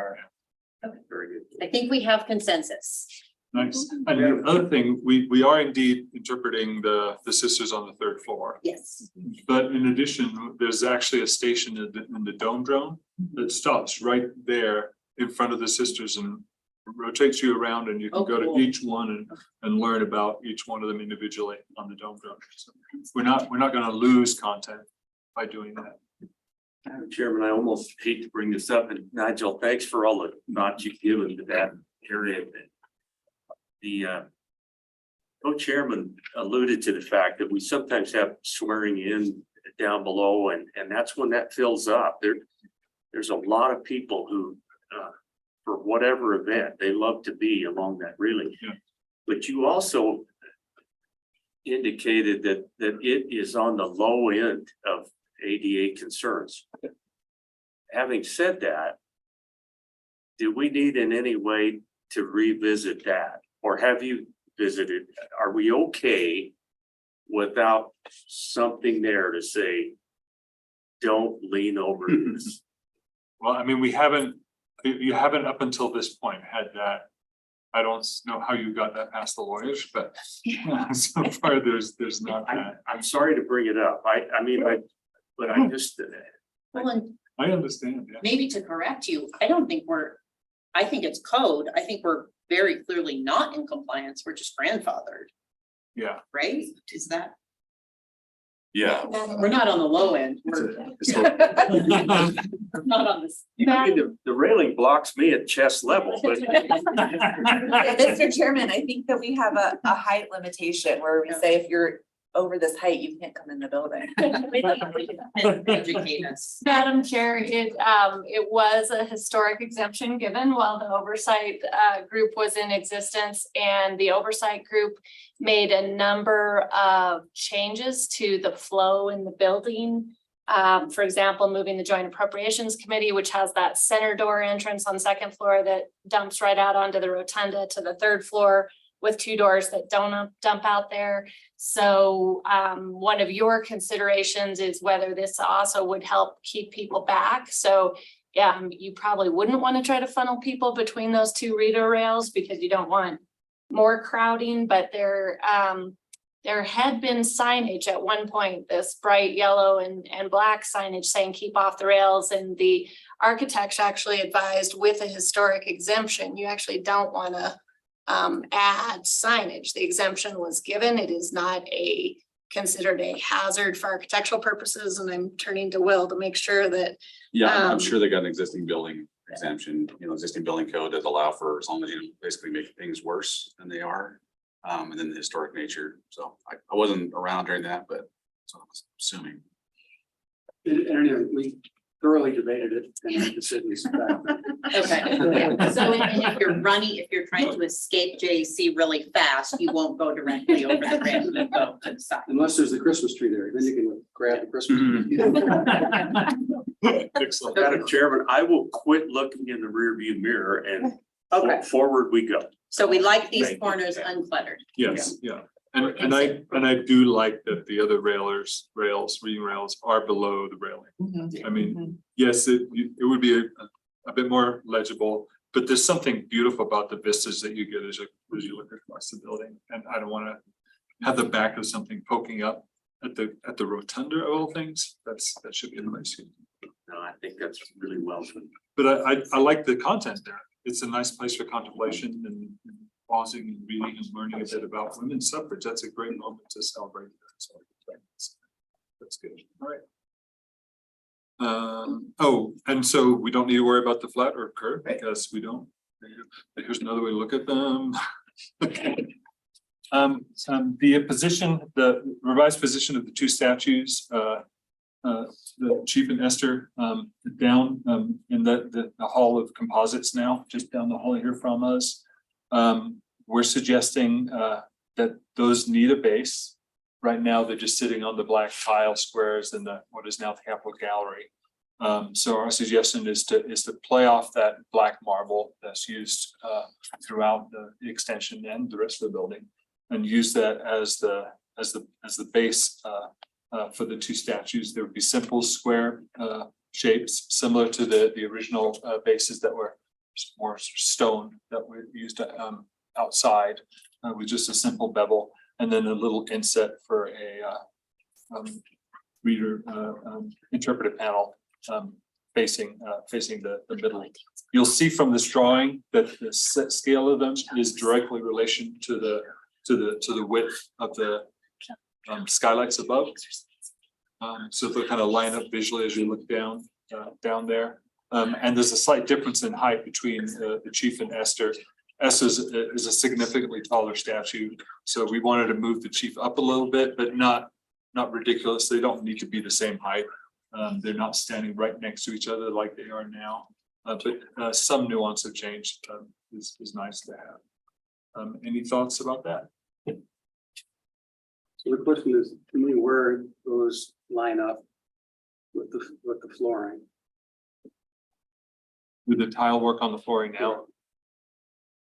That's a good question. I need to, obviously they would have to square with the pattern of the tile that's there. Because it makes more sense to me that it fits within the tiles than the skylights. People aren't measuring the skylight down. Yeah.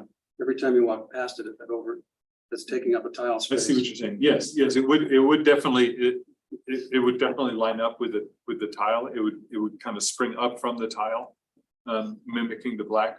But I'd actually want to spend some time out there and have a look where that pattern starts and stops, because obviously that's not in the drawings that we have of the space. So I need to go back and reference that. That's a good call out to look at. And yeah, and I think some of our initial knee-jerk reaction was these seem really, really big. But then Kevin, the reality check, came and told us, well, Chief Washkey is actually like, you're gonna have his accoutrements hanging off over and potentially a danger if we don't have this pretty white base. So Actually smaller than the black squares that they're sitting on now with the little ropes around it. They're like a foot smaller or so, the ones that we're recommending. well, and I think part of the reason is we would want to avoid having to again add the little safety No, we fence don't to want keep that. people You're from right. taking their eye out on a feather. Yeah. But we definitely will take a break here probably in the next 30 minutes or so. And so Yeah, that's good. everybody's homework is to walk by and see what they think of that. So, or and you can try to visualize it. see on here how they align with those two skylights right in the middle. Those two skylights, so they're not directly opposite one of the entries or exits to those particular meeting rooms. There's some distance from the stairs that you go down into, so you get a sense to walk up to them. And that gorgeous natural light's gonna make them prettier than they have been since they've been inside. And the tile out there is a running pattern, so you're gonna overlap half a tile regardless. So that does beg the question, Nigel, is that going to require, or would you recommend that you still rope those? No, With this base, that should, I think the base serves that function. And Kevin, you might disagree, but I agree. good, That's the good point. deal, thank you. And it's If you touch it, you get shot. and it's high enough that I mean, I know someone will do it, but it's high enough that it doesn't really invite you to stand on it. We could electrify it. There you go. Great minds think alike. You got people jumping off the rotunda. It is what. Madam Chair, and Nigel, if I remember, these are interpreted in a kiosk Yes, the panel. kiosk just So down this from little here. label is really just an artifact label. Yeah, it's just. Okay. It's just off. There's one kiosk on both ends that will focus on the statue closest to them, but include content about both of those. Is that a wood structure? I'm not sure what is this wood? Oh, on the interior, we would work with a stone mason to determine if that was a veneer with most likely a metal interior structure to support the weight of the statues, and we can work with Kevin to get that weight, but I would assume a metal interior structure. We've talked about that already. We don't really know We don't how know. those things are. So, yeah. So, That's gonna, I was just thinking that might take a crane. We might have to get rid of a skylight and drop that in with a crane. That's I know, really, I'm a little, obviously we moved them and they Esther had to be moved for the refurbishment. So Yeah. we've got a sense of it. Yeah. So at break, half of you go check the tiles, the other half see if you can lift Esther up. think 6 subcommittee members on one side, 6 on the, no, I'm kidding. Take a lot more than that. That would be quite a chunk of granite, for example. Yeah, Right. boy, I'm just coming up with all kinds of things in my head here, but I wonder if we could find big chunks of, that's the exact color of some of the desktops up in the chambers. That black. But I don't even know if that's a possibility. Thank you. I think you're black. I was gonna say, Yeah, it's a higher level thing. so you can make the higher one. Okay. Move it along. Yeah, Move it along. we better get on past that. Here's a question about the intent is to put what we originally called an FCO seal on the wall behind the dais of each of the 6 public meeting rooms, as well as the auditorium has been added into that mix. So what is that thing configured? And when this is what we were thinking when we talked about FCOs, which is basically layers of Sintra, which is a hard material, which would have printed graphics on it, and those layers would be built together to create this sort of dimensional feel that feels like it's sculptured in a way for these particular for this seal.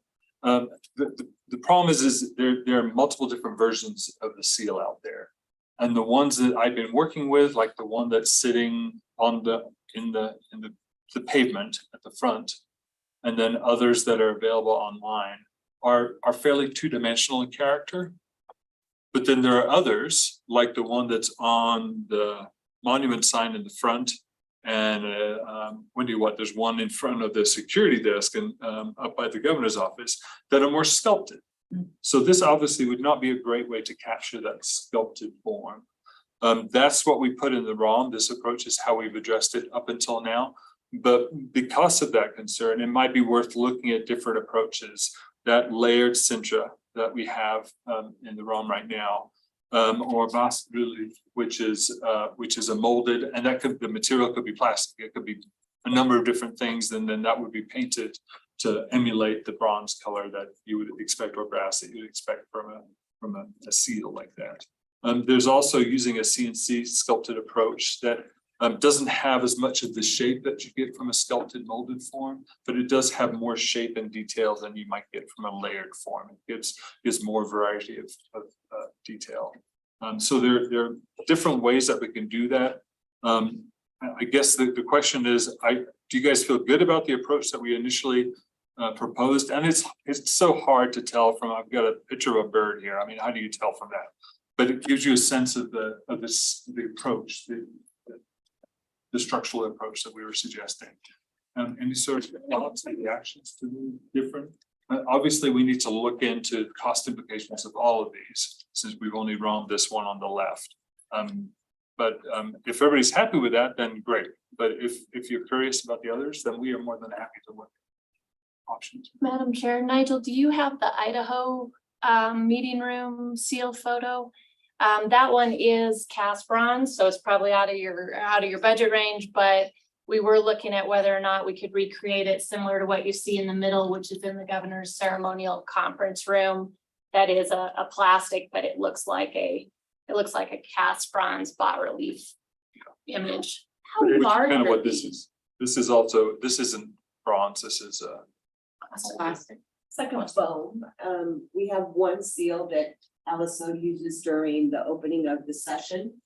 Secretary of State's office has about 4 or 5 of those in the middle, and they have them in a mixture of the gold with the blue as well as the silver with the blue. From what I was told is they were molded years and years ago, and they're very expensive, even with that foam board that they are in.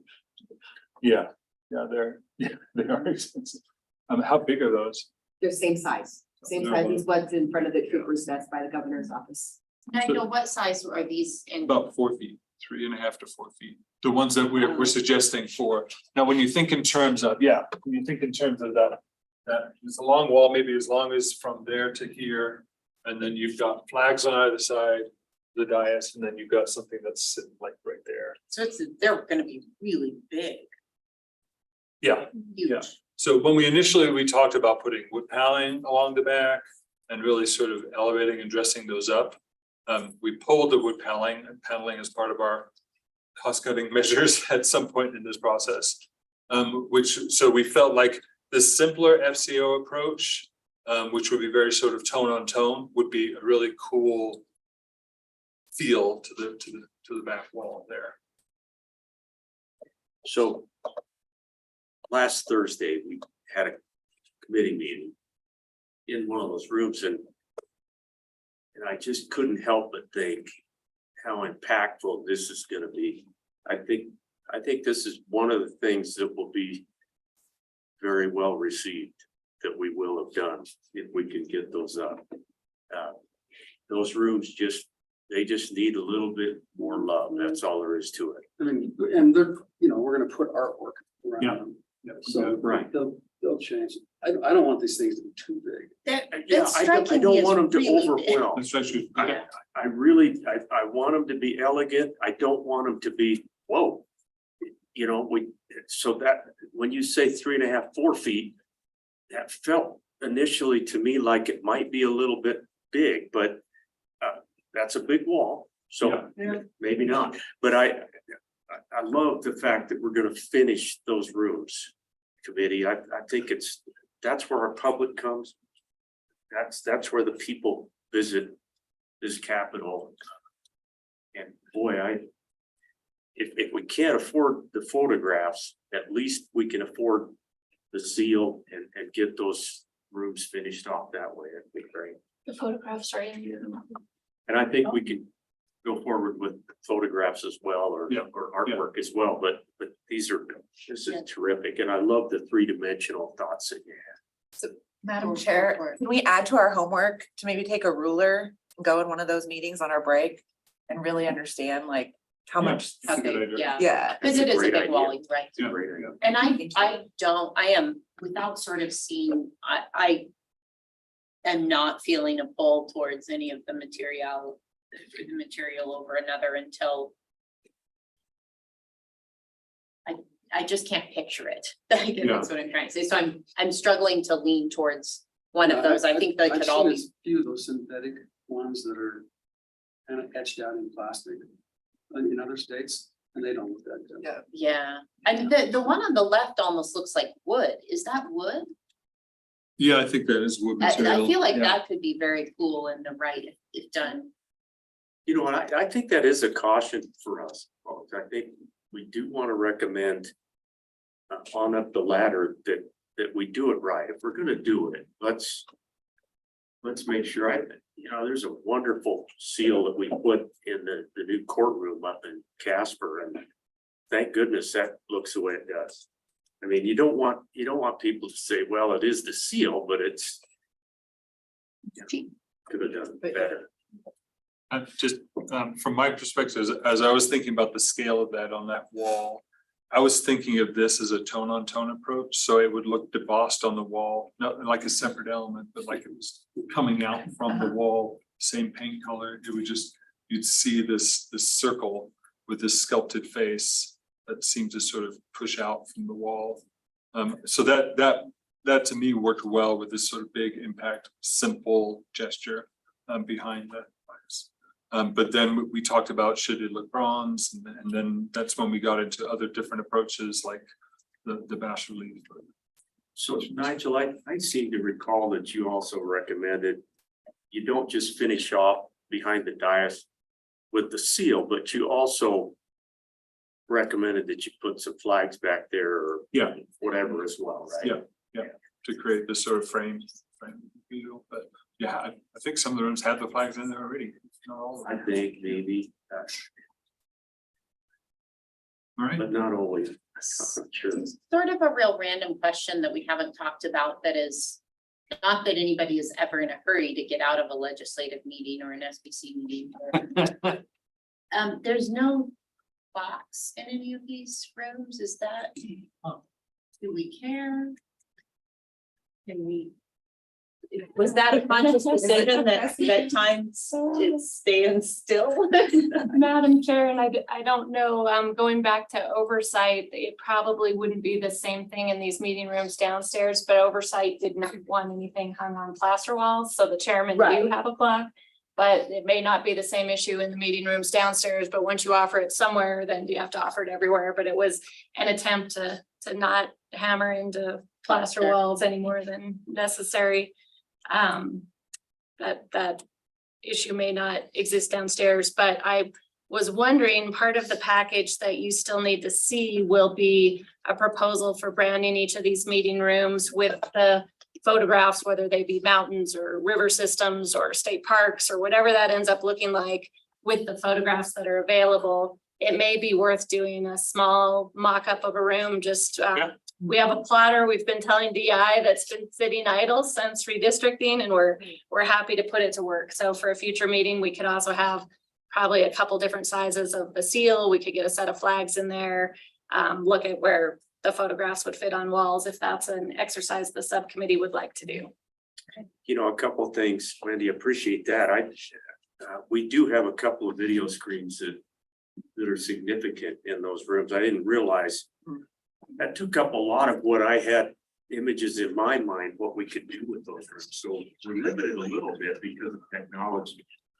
But, you know, regarding the clocks, it's kind of like Las Vegas. We don't want people to know what time it is. We want that meeting to go on. Anyway, yeah, good stuff. Madam Chair, before we move on from this, I'll say I really do love the layered faux wood approach and the 3D sculpted approach, but I also want to be mindful of like, will these be difficult to dust? And in terms of keeping them clean. So. That's a good question. No more than most things like this. Okay, I mean, yeah, okay. Couple more things. We are reusing a number of the existing kiosks that are about, but some of those will no longer be shoved up against a wall. And currently the backs are not finished, they're open for accessibility and for ventilation. So we're suggesting finishing up the backs where needed. And then referencing this black grid work that's used throughout the building as a panel in the center of the back. To provide ventilation, but also to speak to the other materiality used throughout the building. Which I think is a nice reference to that element. I'm not sure, I think this may actually only apply to one of the moved kiosks, one of the ones that are going to go down here in the extension. There's two that are going to be used under the stairs on the garden level, as you sort of back and forth up those stairs. I'm worried that as you come down the stairs, you do actually see the back of those things, so we may need to do those as well. For the purposes of the ROM exercise, I left all of the existing ones with backs currently, but we can remove those if we determine they're not needed in certain. Good. Any thoughts? It dresses it up nicely. I was a little concerned early on how big that wood was. It's just blocky and Yeah. and I think this really adds a nice element to it. It's much more aesthetic. Like room with venting is probably necessary. Yeah, because of the technology inside there. There's probably more ventilation than necessarily needs, is it? From a technology perspective, yes, but knowing that hardware is, not knowing exactly what those specifications are, it's always better to have more, especially with older hardware. Sometimes it puts a little bit extra heat in some of the computers, so. We want something closer to the scale of the other grills.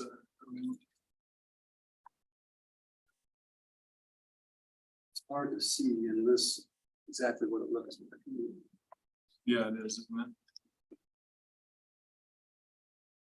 Is it metal?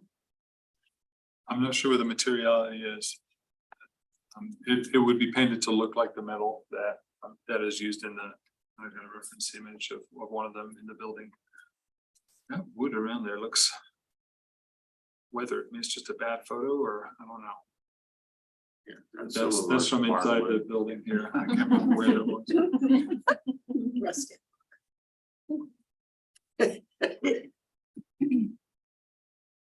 All right. Okay. You will be getting in, I believe you'll be getting in file stage, a couple of one document or two documents that have all the elevations and build typicals for all this stuff. And you may not spend a lot of time or any time at all looking at drawings like this. So I thought I'd just kind of spell out what you can look for in these drawings and what all the different parts and components mean. So the elevations overview, and the point of the elevations overview is to give you a sense of how that exhibit lives within the space in a very particular location. So identifies a location precisely in a number of different ways. The area within the building, and that's indicated over here. A highlight of the floor plan of that particular area that indicates where it's at, and that structure is identified and labeled, and an ID number is provided for it in that floor plan.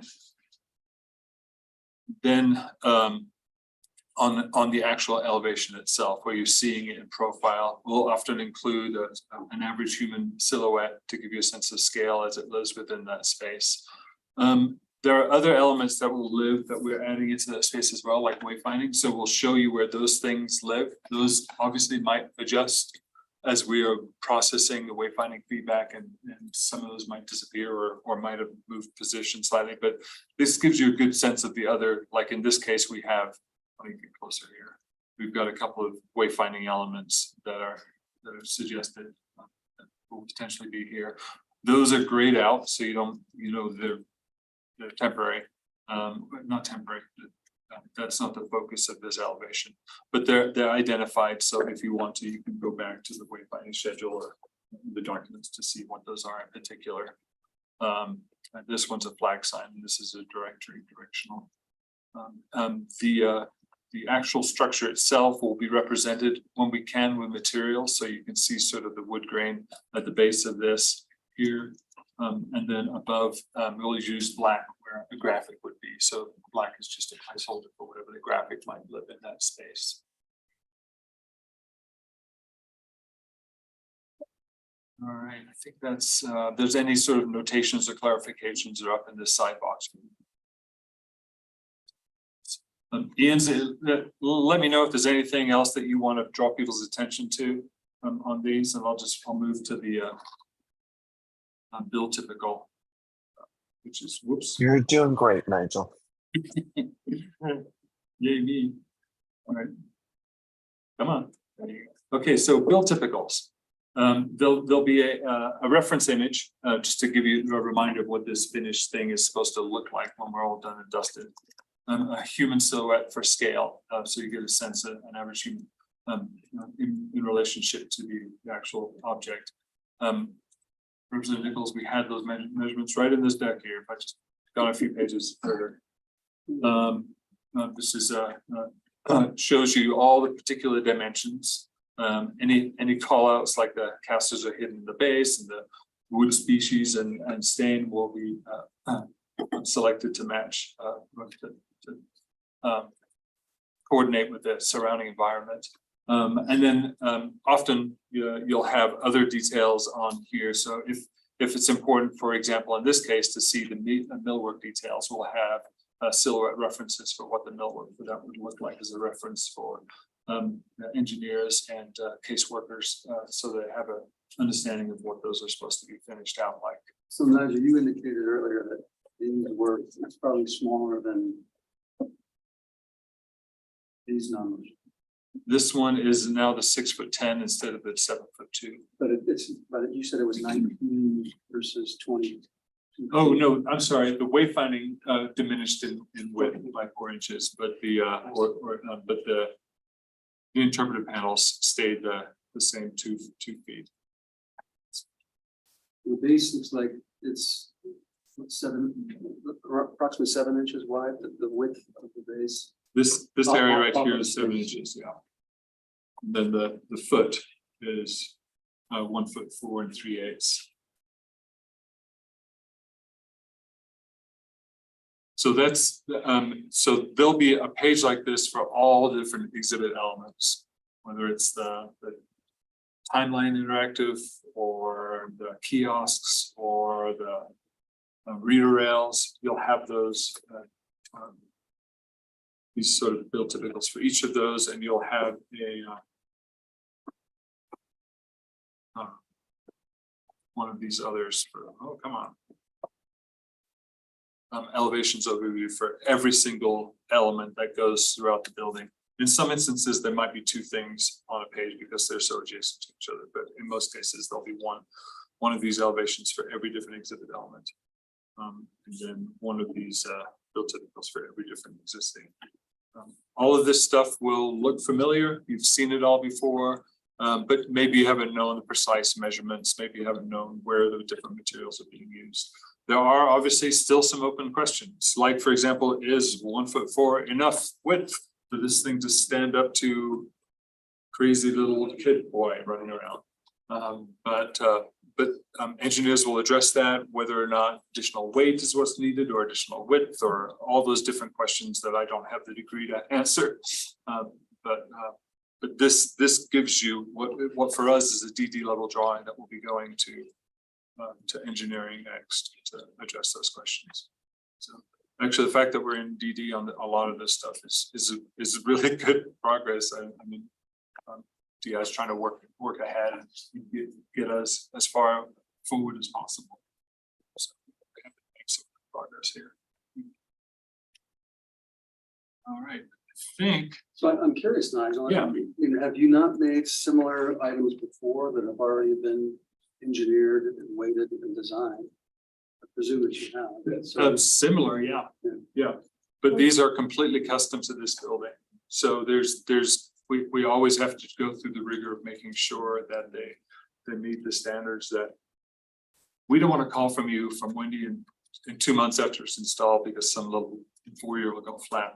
But,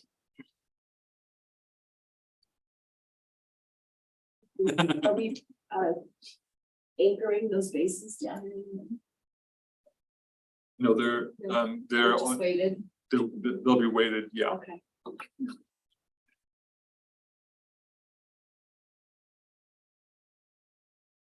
Just out of curiosity, I'm looking at all of our construction folks and design folks, so I assume that those are drilled out and there's a material that you put in there in the base. Am I understanding that correctly? Potentially. Make it when heavy we- enough? Yeah, when we work with our engineering team, it could be as simple as the structure of the materials that are used to create the base are heavy enough with the weight of the wood.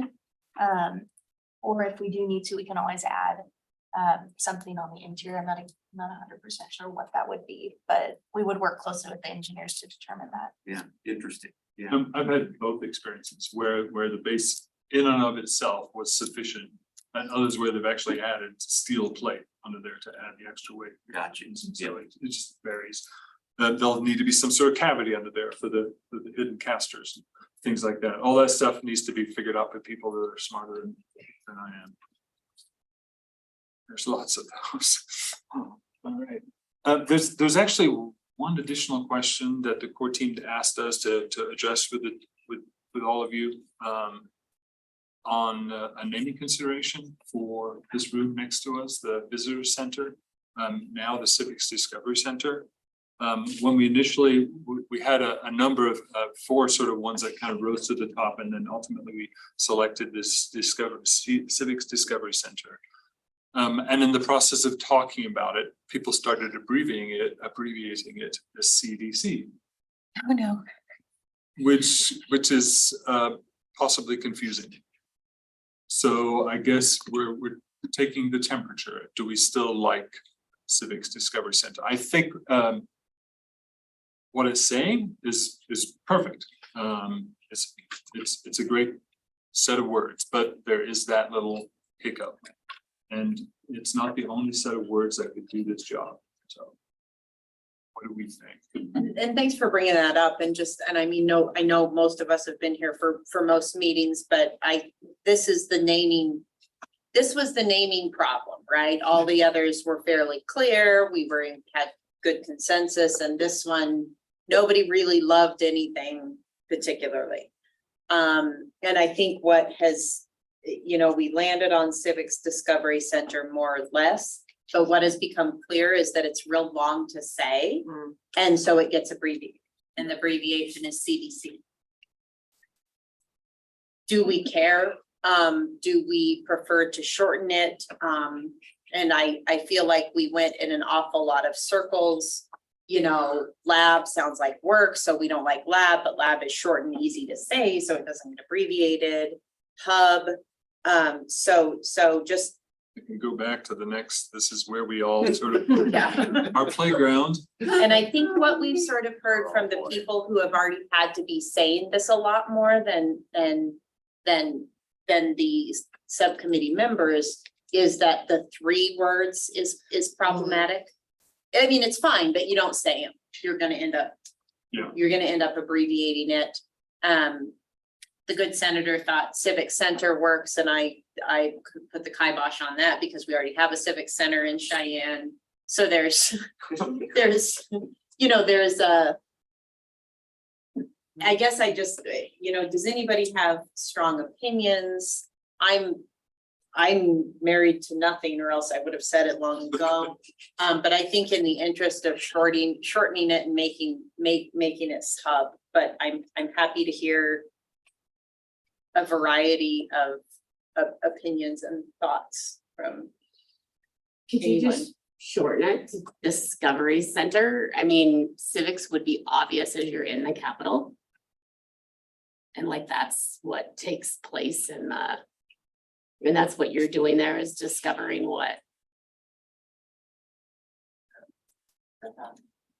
I have to say, I still really love Discovery because of the marketing element. As I mentioned before, when you're looking at it, you're coming here, that's a draw. That's something Yes. to discover. It sounds fun. So I really do have a strong pull towards that word. I didn't hear all that. I'm sorry. Oh, that's okay. Just the marketing element of the word discovery. I think it pulls you in. I think it sounds exciting. I think it gives families and people something to want to come do. And then I think the flip side of that, which someone said more, and maybe it was Kevin or someone, we can't try to hide what it is. We need to be clear. So if you see it on a map, it's, a discovery center. We could, I don't know. I could actually interpret that in a lot of different ways. Well, but if I was bringing a group here and I saw a Discovery Center, I would assume it was discovering what happens here. Right. Like, it's not gonna be an archaeological thing. It's not gonna be Well, and to pick up on that, it just dawns on me that then you can incorporate in the facility, you can bring up a whole bunch of subheads. That's To the Discovery Center, you come in and you see civics and leadership and involvement and, then you play that out. Well, I would suggest that maybe 1 out of 20 kids know what civics even means. It's not a common word. It's not a common usage even in education. That's a good point. Yeah, we're not helping. Unfortunately, it's become a little bit of a political sort of policy word. And it's a bit archaic. Yeah, I'm with the representative on that. I wouldn't have any problem, committee, with dropping the first word. I do think that using 3 words and having it abbreviated to CDC, I don't want that. And that'll just just be the DC.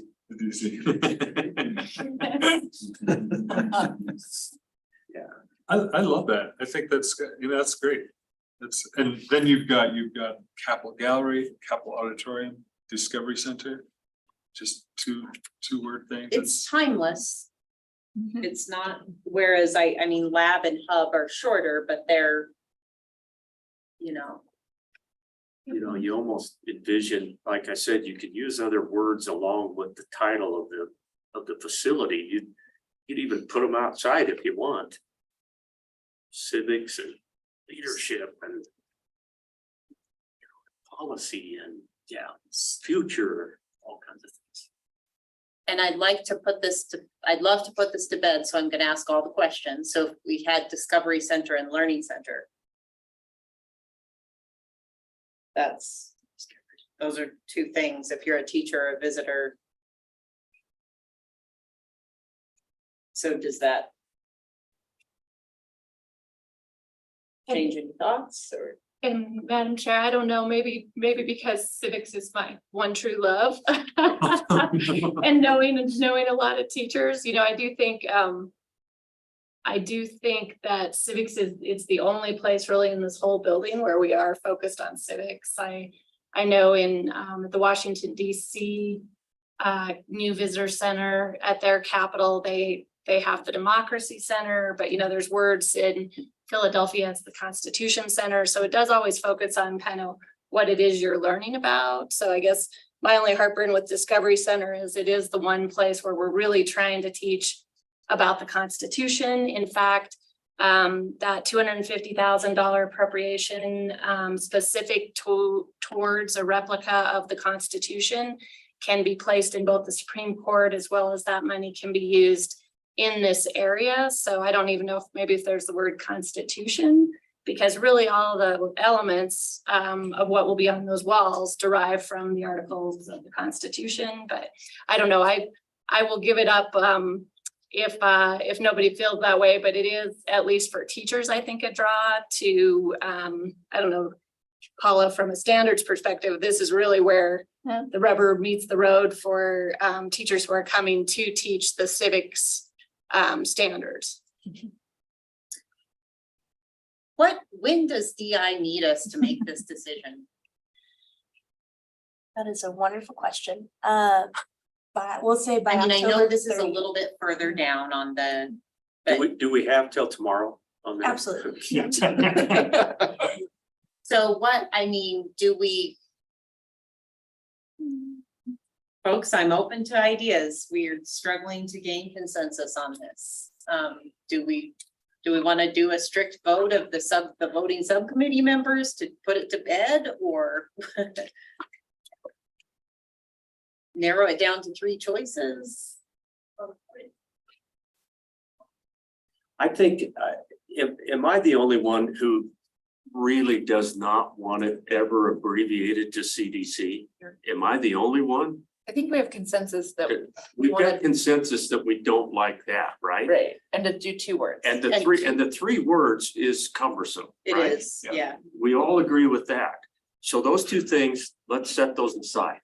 I think then our charge needs to be, okay, what 2 words do we want to describe this facility? And I think. Because we don't want 3.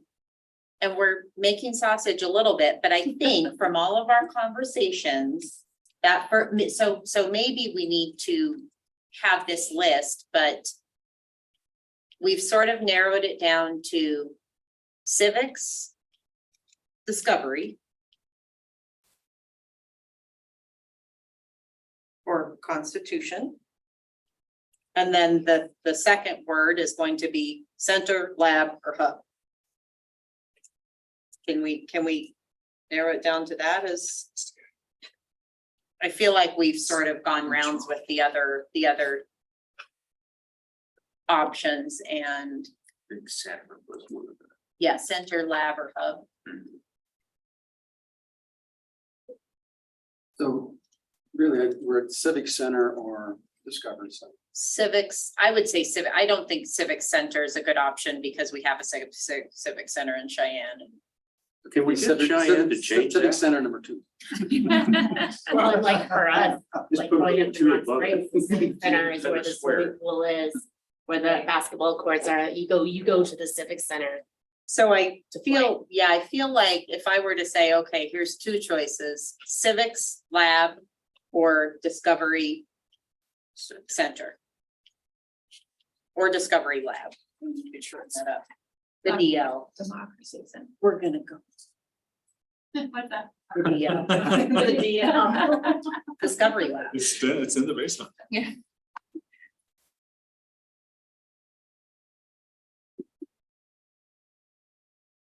think those are all wonderful. So we narrowed it down to say 3 or 4. I don't know what to do other than narrow it down to a couple and make and force strong arm subcommittee members into voting for one. I am happy to accept other suggestions. And again, I don't think any of us aren't gonna die on this sword. So if that, maybe that's the best option. Sounds like Wendy wants. We could just assign it to Wendy. That was, you know. Well, I guess. I am like, not a voting member. I just. Perhaps might be good is if we had the couple options on the screen, I don't take some time and we take a break, maybe. We can come back to it at the end of the meeting and see Yeah. if there's anything that resonates strongly with people.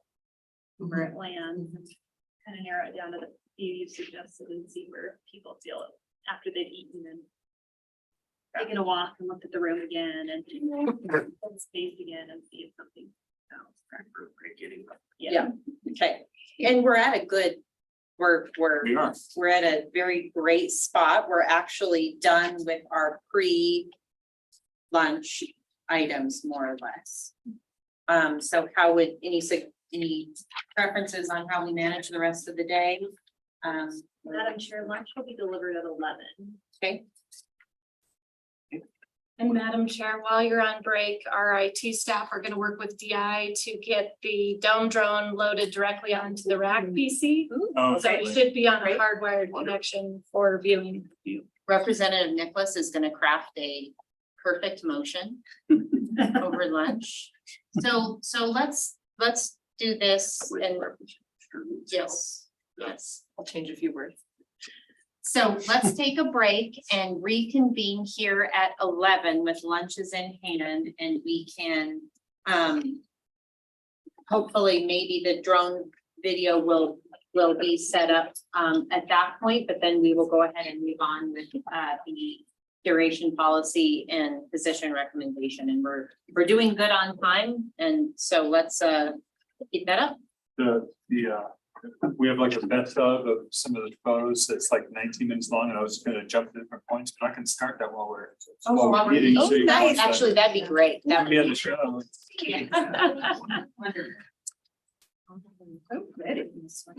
Remember to lift with your legs when you're moving, Esther? Oh, yes. Oh, yeah.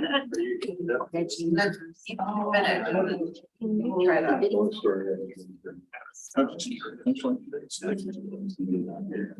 Oh, good job.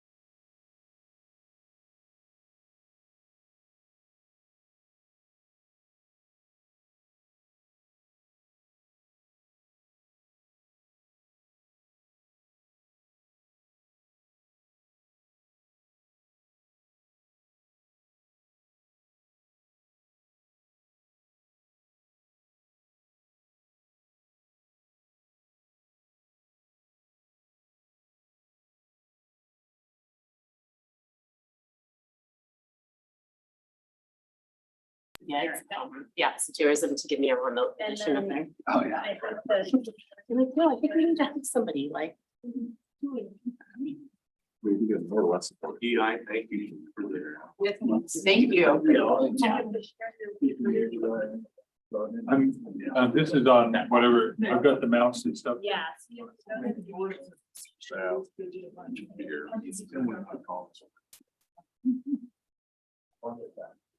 So if I play this on here, it won't share it.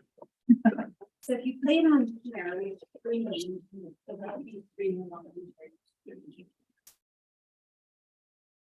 So So we can see it in a room, but then you.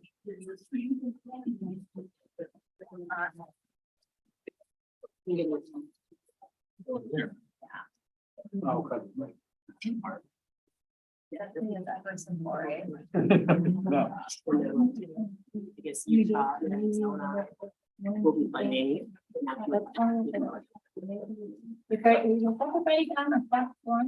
Yeah, thank you.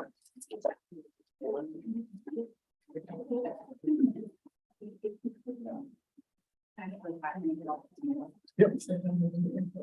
No sound or anything, so.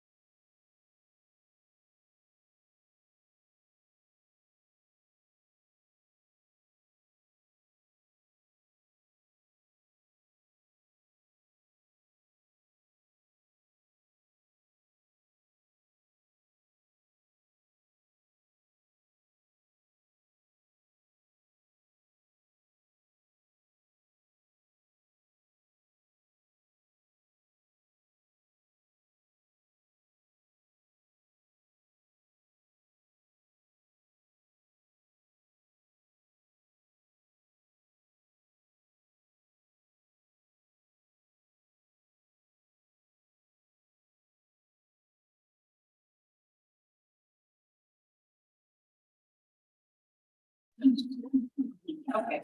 Muted, we were gonna maybe go back to some of the 360 pictures a little bit later, but we'll go ahead and move on to our 12:15 item, which is the capital square draft curation policy and capital curator position memo. And just to rehash what we've done, this policy was brought to us initially by Kevin in the State Museum, and our intent was to have a good review of it between last meeting, this meeting, and potentially send it along to SBC and Management Council. So Kevin, has there been any changes to it? Can you want to maybe go over those in detail, please? Madam Chair, just a few minor changes based on the conversation we had at the last meeting. The first is in section 1.1, basically just clarifying that it's the scope is intended to refer to the common areas of the capital extension and capital grounds. Specifically, I think we kind of came up with discussions about the Hirschler, which is part of the capital complex, and that's not really what the intent of this policy is. And the second piece is that it kind of excludes the elected officials' offices and the staff offices. Many of those have art from the capital art collection, but it's a slightly different program there. So that's the first change. The second change is in section 2.2, which was intended to try to address some of the comments and concerns of the treasurer about would Washakie be accepted today. And so what this clarifies is, it's not necessarily the state commission, and the state could accept funding or appropriate funds for permanent displays.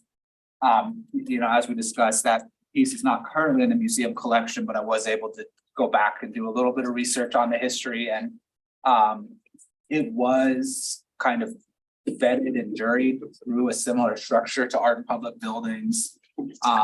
And so there was a committee set up, and they solicited proposals from artists and kind of reviewed all of those. And so I think that we just wanted to make sure that that would be consistent with the policies that are proposed.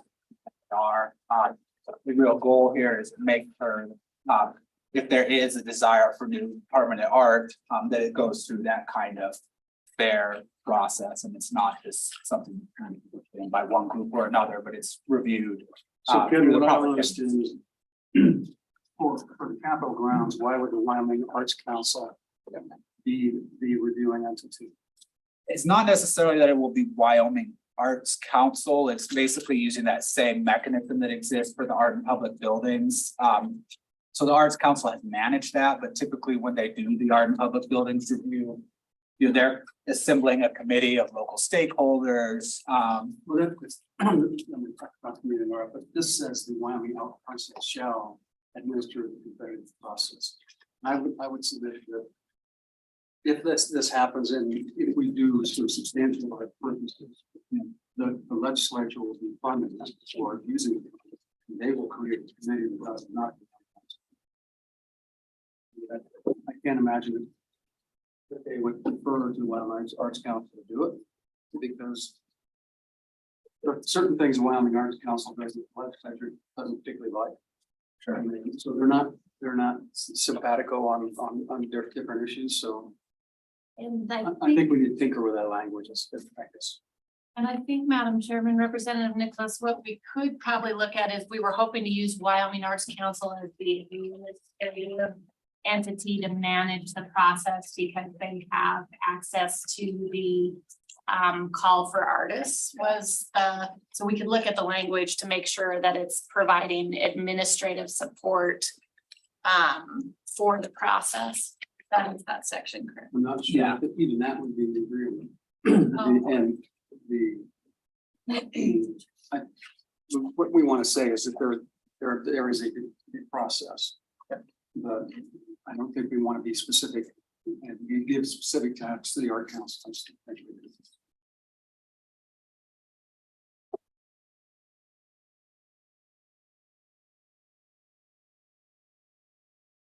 So I mean, I think you could just strike that sentence altogether if the intent is to say, an open competition will be used to solicit proposals, and maybe it's not within the scope of this policy to line out what exactly that competition looks like. So would we do away with the last two sentences that refer to both the Arts Council and the Some entity has to monitor the bidding process. And typically that's you. I don't know about the last sentence is okay. Yeah, the last sentence, I think, would be okay, wouldn't it? Oh, for, and it says for other displays, okay, I gotcha.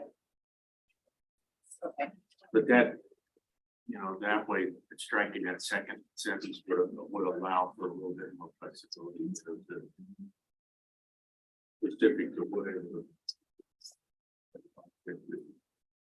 they might desire.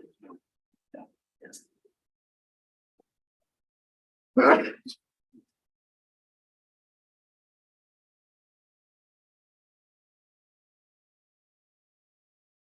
were there other changes or was Nope. that it? Those were the two changes, so everything else should be consistent with what you reviewed at the last meeting.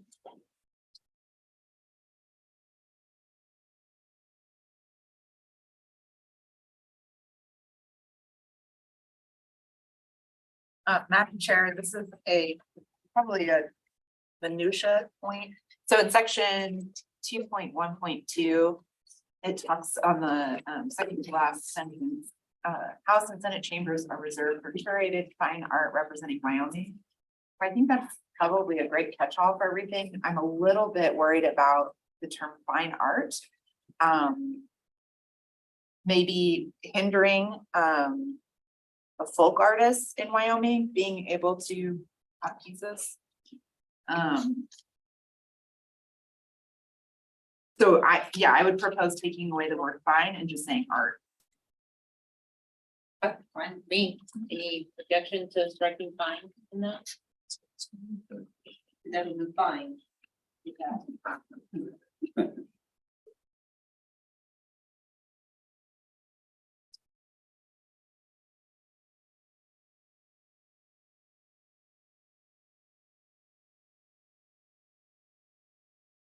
And again, Kevin, maybe just before, you know, we potentially move this policy, just as an overview, essentially, we are saying we don't accept unsolicited proposals or donations in this very limited area that is defined as basically just the Capitol and Capitol. And only the public spaces therein. Right? And so any unsolicited proposals, if they're fabulous, which some of them are, or have great historical value, those would be accepted into the museum's collection and they could be displayed in the Capitol or anywhere that the museum chose to put them. That's correct, yeah. And then any other temporary displays could be potentially accommodated through the long-standing and functional temporary permit policy administered by construction. Those are the highlights. Am I missing anything, just to make sure we're clear on what the policy is?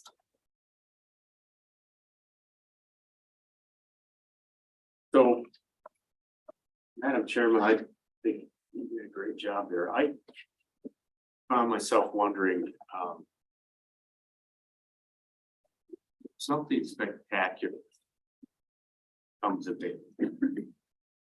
Off the top of my head, I'm not sure what that would be. Original Dion Ruffin, huge, whatever, depicting Wyoming in the past or something. And we desire have that. Walk me through how that would come about. Would the legislature, for example, take that up and say, we think this is a good idea and we're willing to fund it? And if not, then what would that look like? And how, I think that, if it was something that needed to be funded, certainly that would involve the legislature taking enough and appropriating funds to make that purchase.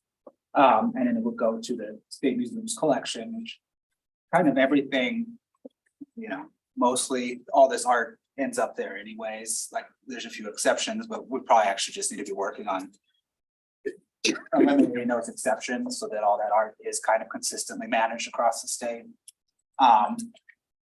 If it was a donation, I think it just comes, you know, somebody reached out to the LSO or to the governor's office and wanted to donate this piece. I think that's goes straight to the museum. You know, it could be with a recommendation, if there's a governance body, but it's not necessary to have that recommendation. And the museum accepts it into the collection and then, bring it over here and have it exhibited. And I think that works through, if we're talking about spaces like the chambers, for instance, I mean, that would work with LSO to make sure that's a fit, for what the desire is for those spaces. So it's not the museum coming in and saying, hey, we're just gonna put up this art here and you better like it. And on that note, I do think that one of the questions, and again, you know, just to consider all contingencies, you know, what happens when the, you know, the rogue museum director comes along and starts rejecting all these good donations and or only putting up art we don't like. I mean, realistically, they're going to get legislated over fairly quickly, right? I mean, and again, we have generations of museum directors that have not done that, so. But again, just to say, okay, well, what could go wrong, or what you know, what are the holes in this policy? Yeah, but I feel like anything that's coloring real side outside the line would probably be reined in pretty swiftly.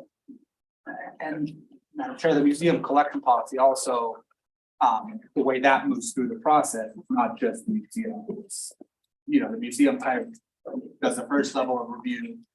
And then the State Parks and Cultural Resources Commission, they have a subcommittee that reviews what the museum kind of recommends and then moves it on to the State Parks and Cultural Resources Director, who is the one who ultimately has the authority to say, yes, this can be accepted into the state's collection or not. So on the museum side, there is also that kind of multiple levels of review, both by, you know, state employees, but also by appointed members of the public.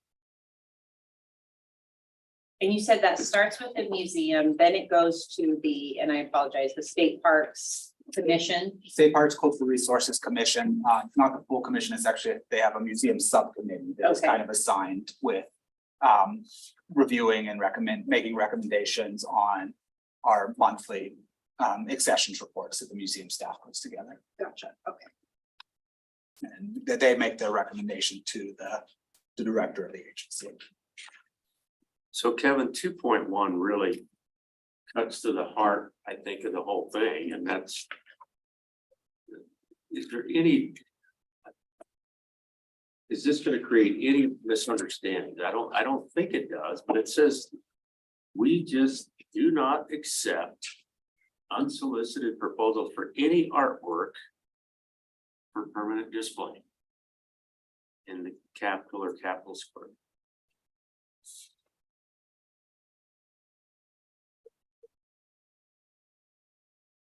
So, to go back to that question I asked a few minutes ago, so that's pretty hard and fast. If something came along, I suppose it could go to the museum and then somebody might know about it and say, you know, Kevin, I think that needs to be on display somewhere, and it would be appropriate in the Capitol building. I don't know that that would ever happen, but it could. And then it would follow the process that you just outlined, right?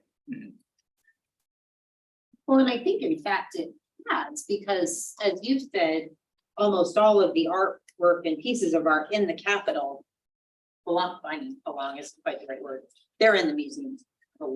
They're, I mean, on loan isn't the right, well, I guess it is. Absolutely, yeah. They're on loan. Yeah. They're on loan, Yeah, and just for a real long time. well, and I think, you know, within the Capitol, there's kind of two different groups, and I think here in this policy, that word permanent is what's doing a lot of the work. So the forces, there's, the Gollins, the Trues that were commissioned specifically for the building, they are on permanent display, you know, those aren't going up. Things like the Teicherts in the meeting room, or some of the works that are in the governor's office. Those are on a long-term loan because they are in the museum collection. They're not intended, they weren't intended when they were put in the museum collection to be permanently on display here. And so if you did have an example of, you know, some great work that was perfect for the chambers, I mean, it would operate under that same kind of structure that the Teicherts are currently under, or Potter's Bowl is currently under. So Kevin, just for clarification, there have been some things thrown around recently about money being spent on something like this. There are certainly projects where someone in the legislature, for example, an idea gains traction and up it goes through the budget process. You know, we want another sculpture or whatever to be put somewhere. But there's also another some artwork becomes available and might be offered to the state of Wyoming first. Is that right? Have you ever run across that? In other words, you know, we're gonna auction this off, but we would offer it to the state first. Does that sort of thing happen? And if that came about, then it would be up to the legislature and governor to say, you know, that's an investment that the state of Wyoming should make in that piece of artwork. Is that conceivable that might? And Mr. Chair, it's absolutely, I mean, I would say on maybe not a monthly, but certainly a quarterly basis, we have people reach out to the museum to say, I have this great historic artifact, maybe that's a story, your association with the historic figure, or maybe it is a work of art. And, you know, they're not feeling like they want to donate that out of the goodness of their heart, but they would like the museum. They think it belongs at the State Museum and would like us to make a purchase of it. And, you know, we don't have much of a budget for that. So most of the time we just say, sounds wonderful and maybe we'd love to have it, but we can't do that. I am not aware of a situation, which is not to say it hasn't happened, just not as long as I've been in this role, where it started maybe at the Capitol and it kind of worked its way over to the museum. Most of the situations that resemble that are people just coming directly to the museum and you know, wanting us to purchase a work of art or a historic artifact. So I think that situation could happen, and if you're looking about art for the building, I mean, we would have to move through that process, and it could happen of getting money appropriated. Not a process that's happened in this role. I'm sure if a piece of art like I'm referring to came about, certainly that information would get around. Yeah. I mean, it would get over. Oh, yes. Yeah. Yeah. Okay. And on that note, I think this, I don't mean to take away from the importance of this policy, because I do think it's important to have this groundwork, but correct me if I'm wrong, and I don't think we don't have any attorneys per se staffing this. I mean, legislature appropriating money to do something specific and buy a specific piece of art trumps our policy, does it not?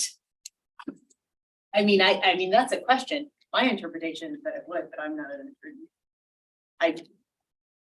Yeah, that to my thought, law probably would trump a policy. We could ask legal staff and get back to the committee on that. I would think you would have some room, the intention when we wrote this was to provide some of that wiggle room in 2.2. Gotcha. But maybe that language needs to be broadened because it was appropriate or accept funds. Is to follow basically the same,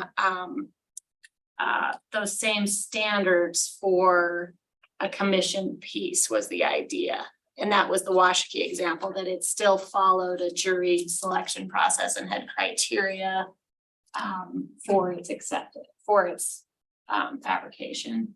So that could potentially be one area to allow for that. And then I also wonder, Madam Chair, if there could be perhaps a provision to address the thing about if there's this piece that, you know, oh my gosh, somebody wants to give the state, if it could be that the museum, if the museum is alerted to that, that they approach management council and SBC ultimately under 95106F have artwork, artifact and exhibit authority, that there could be language perhaps about approaching those two governing bodies if there was a piece that met significant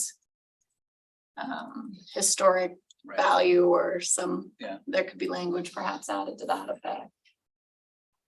Yeah, that's really good. Just to add to our conversation a little bit, it's conceivable to me that something could come about where, to take it one step further, you might have a group or an individual who says, we're willing to purchase this, but here's how we're going to purchase it and for what reason. And then we would give it to the museum, but our intention is we want it to be in the Capitol. And if it rose to a level where almost everyone supported the idea, I could see where that would come about. And I just don't want to have doors shut to the point where we run into a difficulty of not being able to take advantage of a priceless piece that belong to the state of Wyoming. And I don't know what that would be today, but does that make sense? So why wouldn't that be captured under the museum route? Madam Chairman, I think that the piece that concerns me a little bit is that the museum would then have no leeway to say, if the only reason you're going to spend $5 million to give this piece of art to the state is so that it can appear in the Capitol, the door would be shut forever. And I don't think it's shut forever, right? Yeah. I mean, I think there's enough room in this policy that, and believe me, all the hurdles that you've got to clear to get all the way through a legislature, all the way through the signature of the governor, if they cleared all of that, though, it sure makes sense to me that we would want to consider putting it somewhere in this complex. That's kind of. No, and that's a good point. And I think what I'm hearing you say is it already would have to meet the demands of the statute. Madam Chair, the statute just says who has authority over reviewing. There's, I'll pull it up. It doesn't say what the criteria is to be at the level for display in the Capitol. That would fall probably under these provisions. Sorry, I meant about the permanent structural alteration. Right, okay. Yeah, but it wouldn't give you the statute doesn't provide criteria for what it rises to that level. And I don't need to bog us down, by the way, Madam Chairman, thank you. I just, as we move forward and make this recommendation to FTC, we may get a question on that front. The good news is I think it's nebulous enough that we could figure out some way to do it. Madam Chair, I'm wondering, I don't know if we need this or not, but it might provide some clarification. So under 2.2, we wonder if having two subsections, one that identifies what a commission is.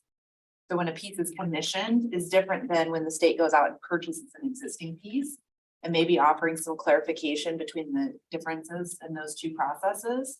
Or on section 4.2, just adding So only artwork, artifacts, exhibits, or memorials commissioned or purchased by the state and or accession to the state museum will be considered for permanent display. So if, yeah, I mean, if that helps offer clarification on the state purchases something, it can be considered through the museum process to be on permanent display.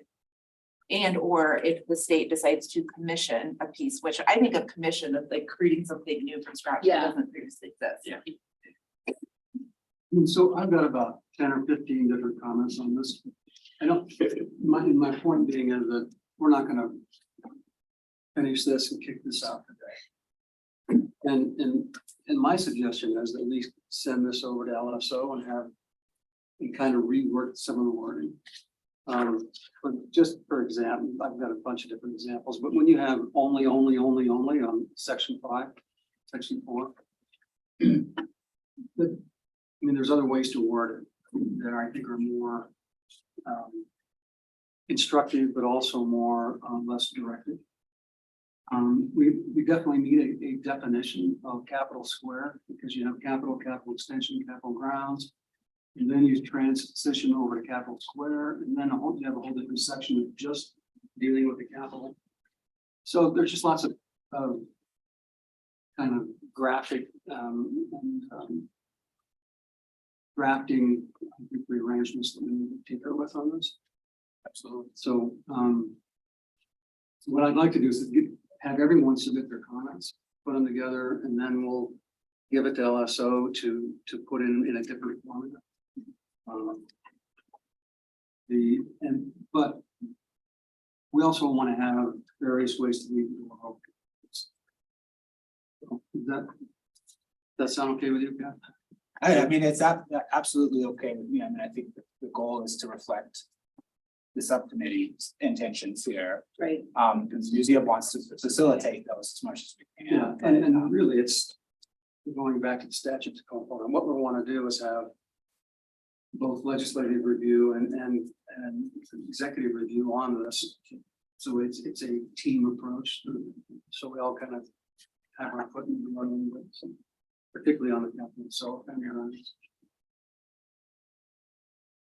I think that's fine, especially since we're a little shy on SBC members here today, so it's. Madam Chairman, I think that's as good a process as any and a good suggestion that we have someone grab it from this point who deals with language and statutes every day, you know, have one of our staff, and so take a look at it. In the meantime, I think every one of us can weigh in on this, and that would be helpful.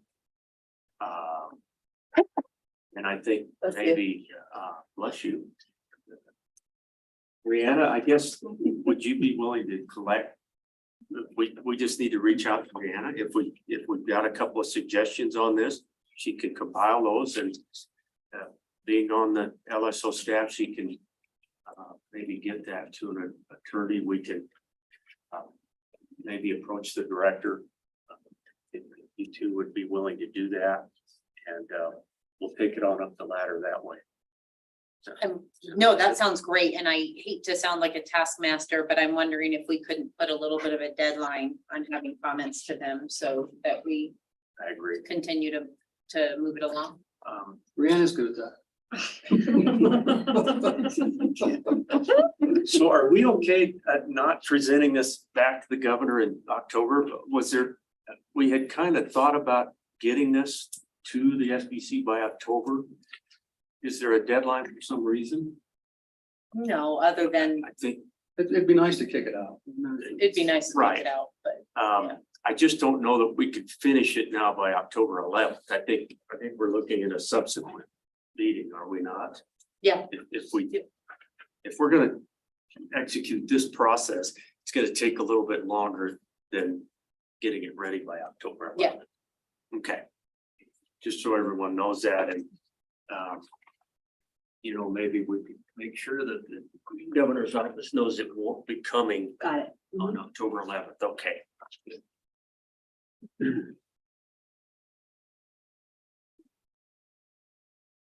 Mariana, do you want to set a date now or will you email us a date? Madam Chair, I'll email you a date Super. and forever hold your peace.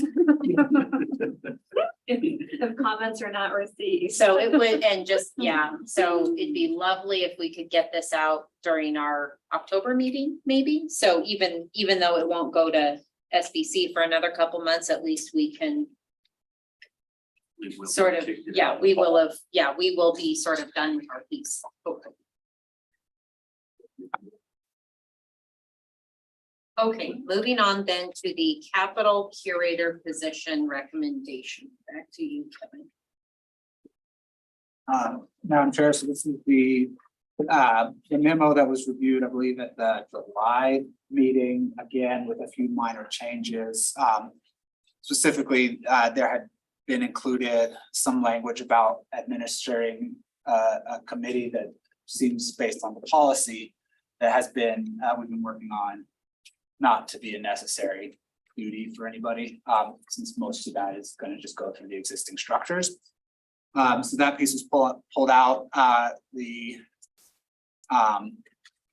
information about the different states that were reviewed in that section, examples from other states, was added in at Representative Nicholas' request for that additional context. Beyond that, it's the same information that was reviewed in July.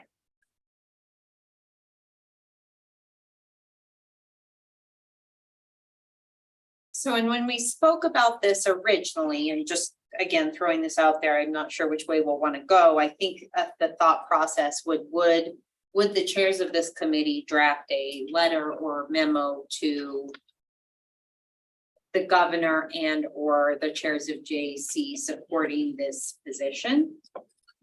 And I believe that's mainly what's up for discussion. I mean, one question I have, and we're taking on a lot here.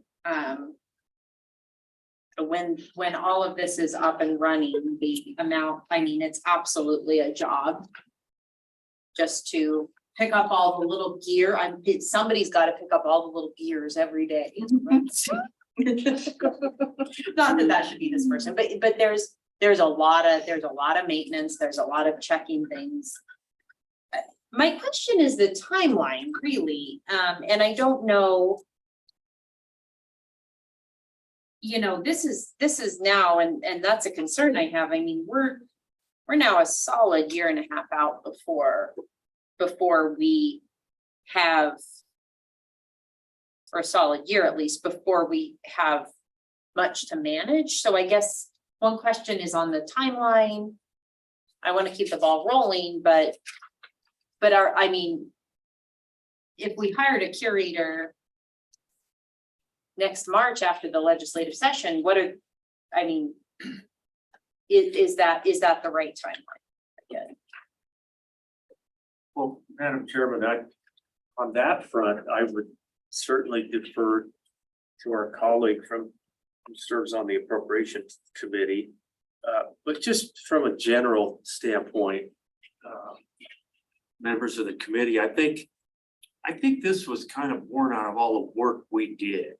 And we arrive at today knowing that if we're going to accomplish and keep all of these historical exhibits where we think they should be, take advantage of the gallery the way that we should, it just makes sense that we would make this recommendation.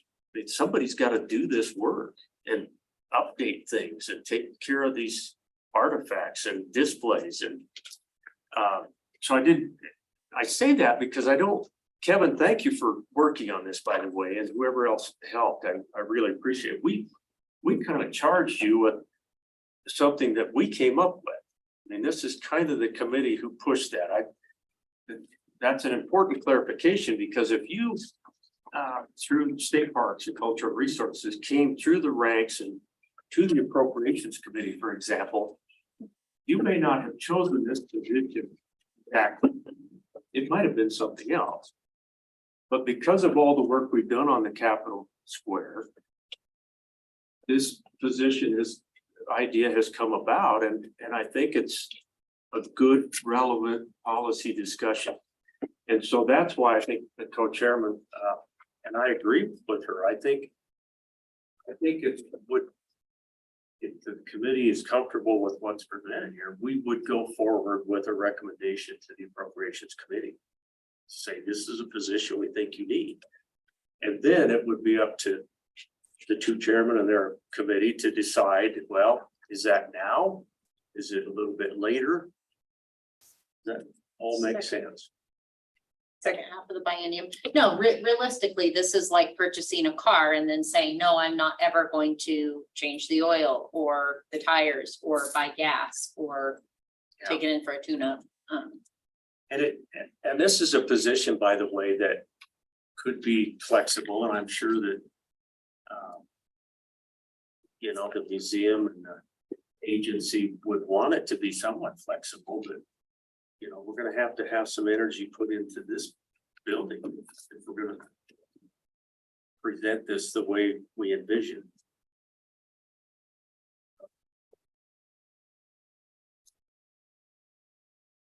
Well, and for what it's worth, I've been to the Joint Appropriations Committee and the worst they can say is no. Which they're really good at doing. I guess they could say no and take something away.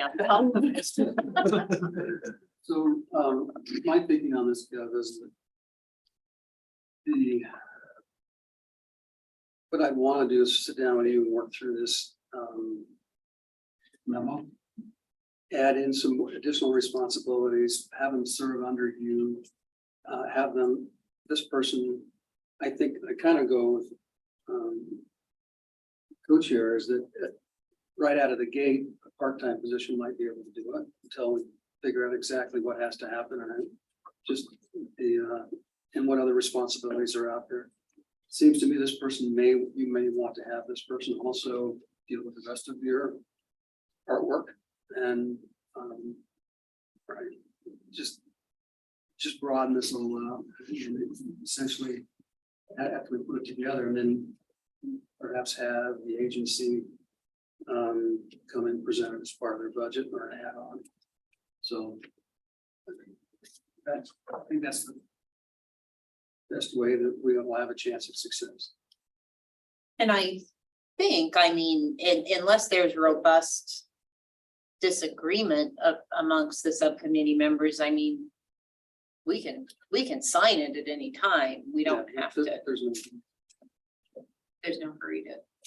So, Madam Co-Chairman, I guess my question, Representative Nicholas, is do you feel like that would be an appropriate mechanism to share the work of this subcommittee to simply get you, and I appreciate your willingness to work this into a little bit better form, but to then forward that memorandum to the Appropriations Committee, to you two chairmen, and say, hey, this is the work we've done. And I think is that the most appropriate way to? It's just an acknowledgement of what our responsibilities are to maintain just the. Then of course, curation components, but we keep adding positions, and we've added janitors, we've added grounds people, we've added you, all those things, and so it keeps stacking up. So I just think we have to be careful when we do it because we're going to run into brick walls sooner rather than later. that's sage advice. I think this information in some fashion needs to go to the SPC as well. And I've got a few other things I got to work out with Kev anyway, so. Okay. Brianna, could you set him a deadline? And think I've heard this before, Representative Nicholas. And Madam Chairman, in your ROM costs, DI, and again, ROM costs are just an estimate at this point. We don't have actual, but there are reoccurring annual costs that will happen as part of this project. There's software licensing, there's content management system, maintenance fees. So just like any other software program the state of Wyoming owns, there's maintenance fees that go with those. So I don't know if for purposes of this memo, if you want to talk about the position as well as the fact that there are recurring costs here, and if those would be owned by the, Would put it the same way. they'll put it in the same line. Those will have to live Cross that somewhere. bridge later. Those will have to live in an agency somewhere. Yes. And it would make sense if there's a person somewhere, that money should probably follow that person. If there's not a person, then I suppose it can follow. You know, I'm just sitting here thinking that all my work in this interim has been to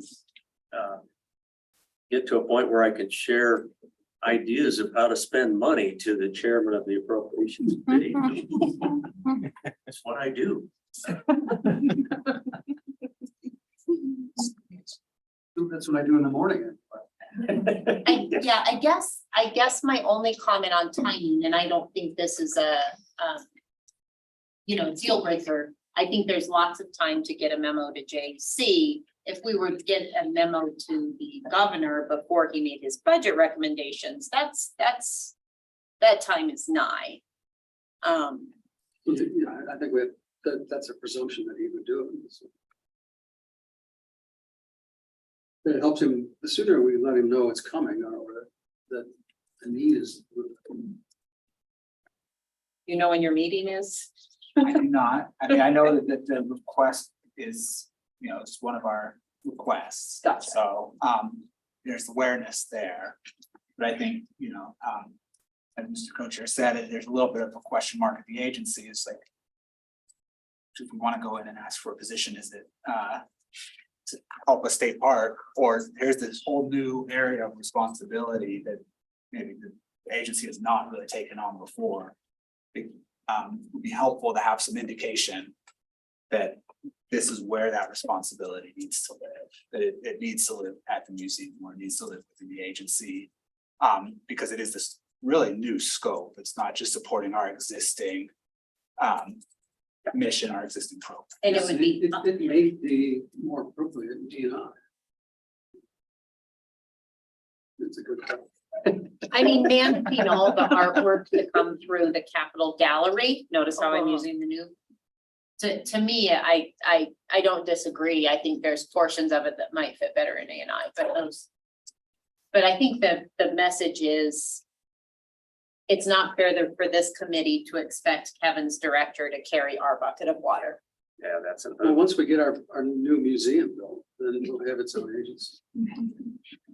Madam Chair, I would say in terms of the agency it resides in, and this just might be from our experience with trying to deal with loaned artwork, either from the museum or for other entities, is that it is a more direct relationship for the museum. Part of this curator's job would be to help with artwork in leadership offices, for example, and we have had issues when it's not under the museum's control, that the museum does not want to take the liability for helping hang those pieces simply because it's great. If you break it, you buy it. And so if it is through the museum, they have loan procedures in place that would help with those types of installations as well. That is a fair way to put that. Yeah, absolutely. I mean, there's a lot of opportunity with the rest of the professional museum staff to support this role, which not to say that there's not opportunities for A&I staff to support a role like this.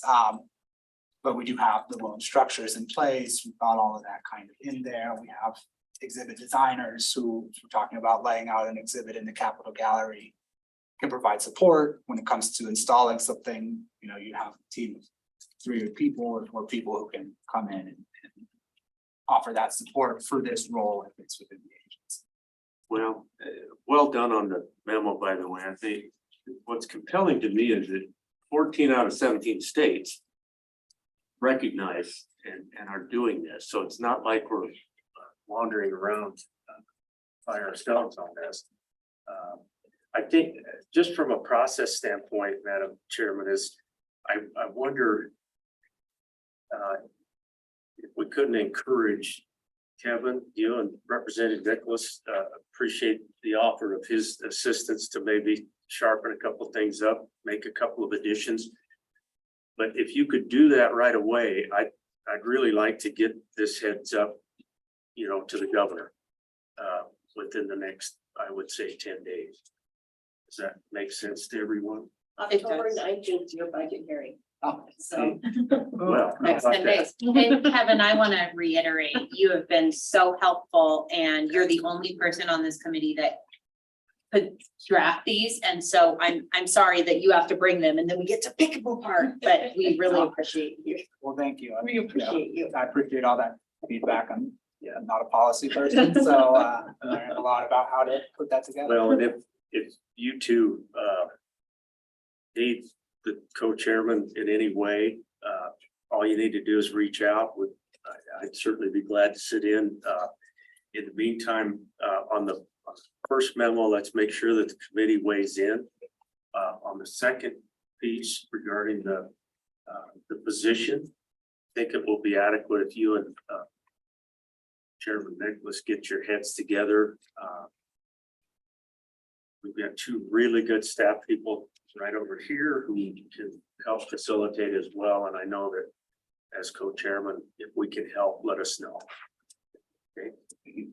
Does that sound good to everybody on the committee, Madam Chair? Yep.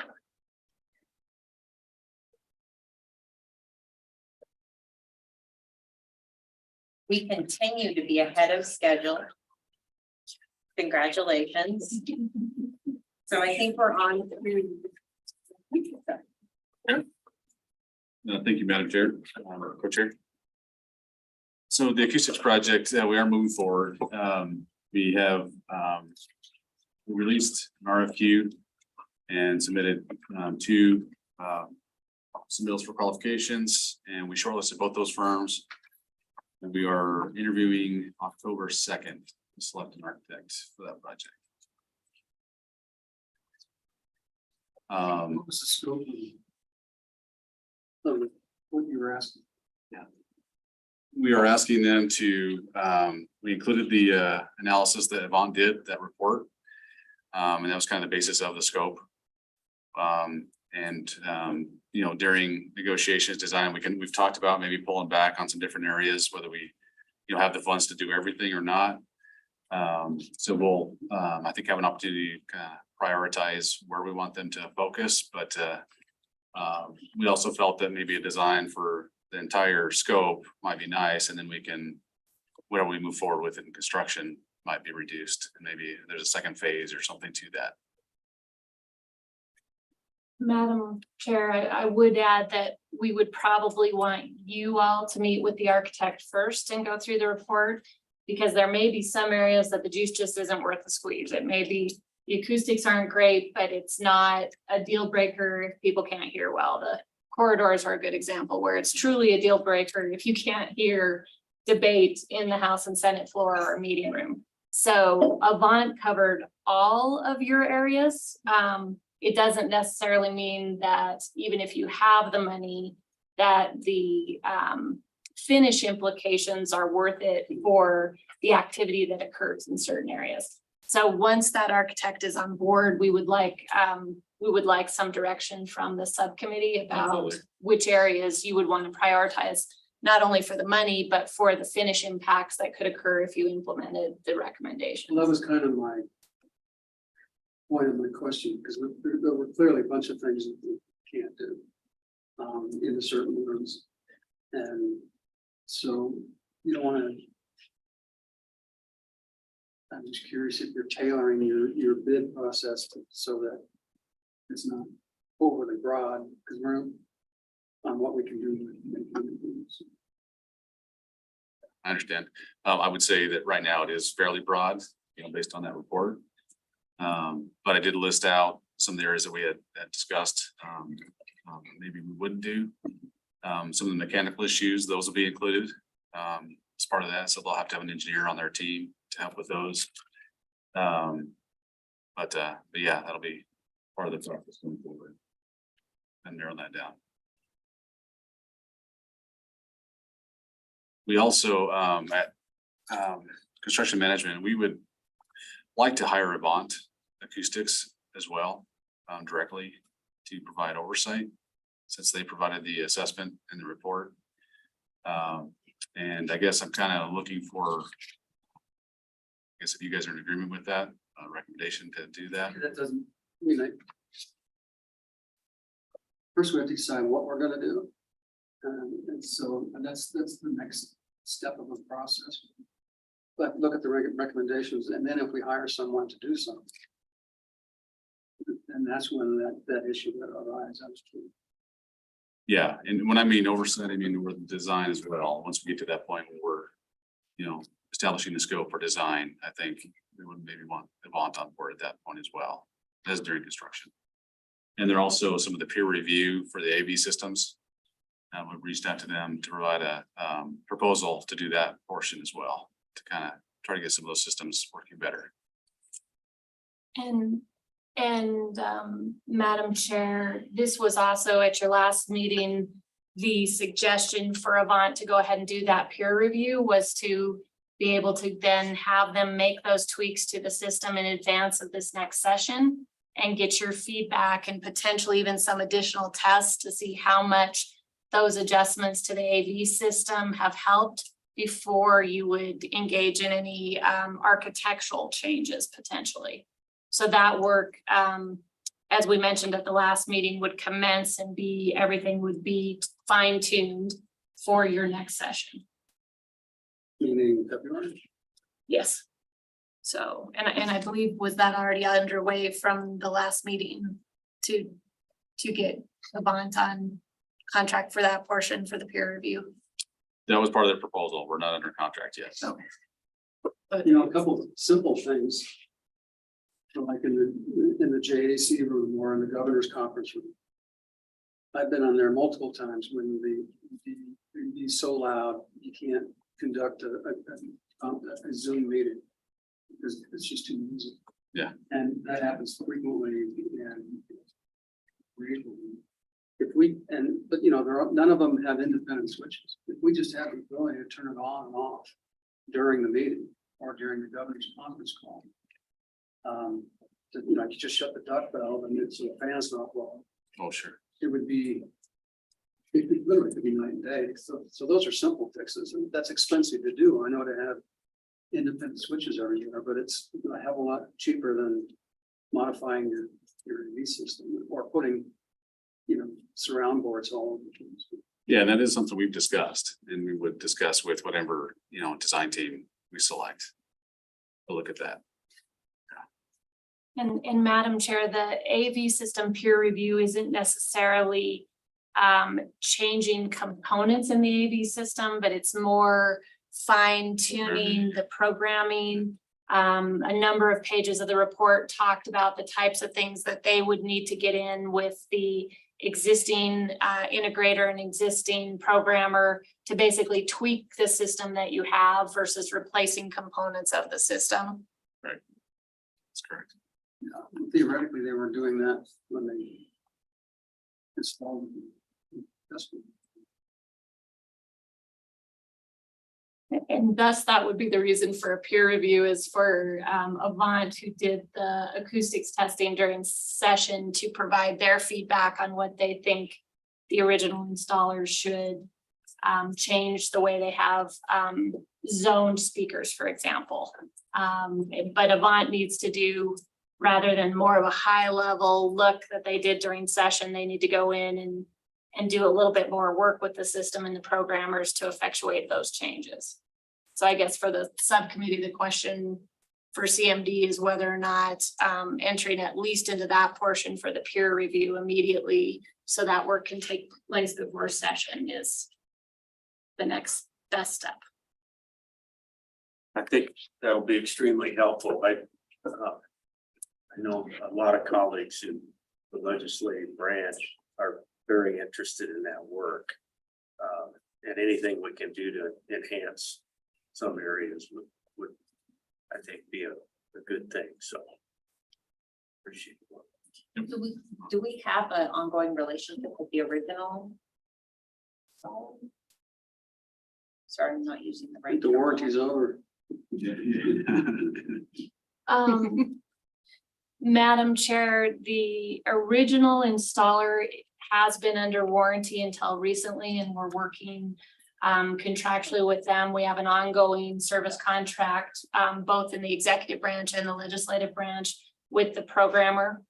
So we expect that relationship to continue because they know our systems.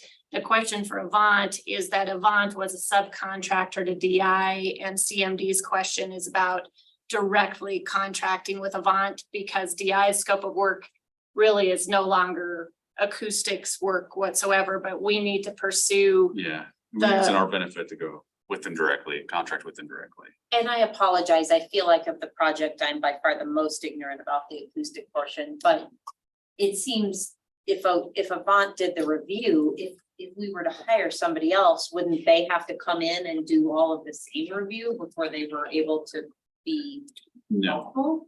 the hope is by hiring Avant directly that we would utilize their report, their recommendations. And the design team would not have to have their own acoustician on board.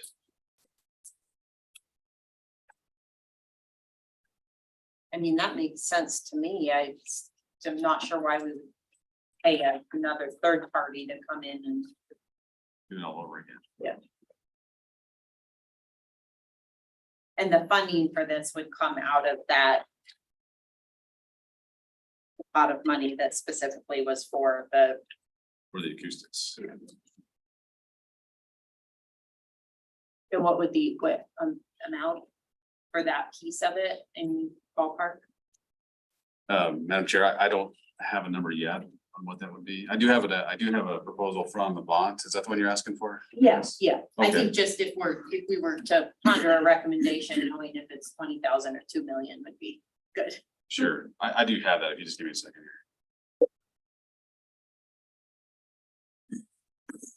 That budget item was. Right. For the acoustic.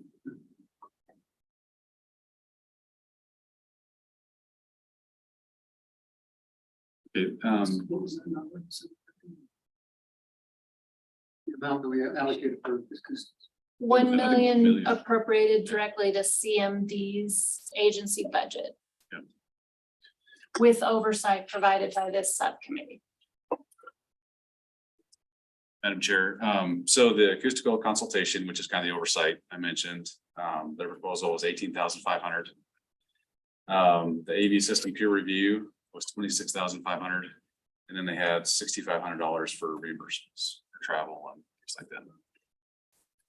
And so they've already done the first piece of that. No, they have not. Okay. This is an addition. This is oversight of the design. Gotcha.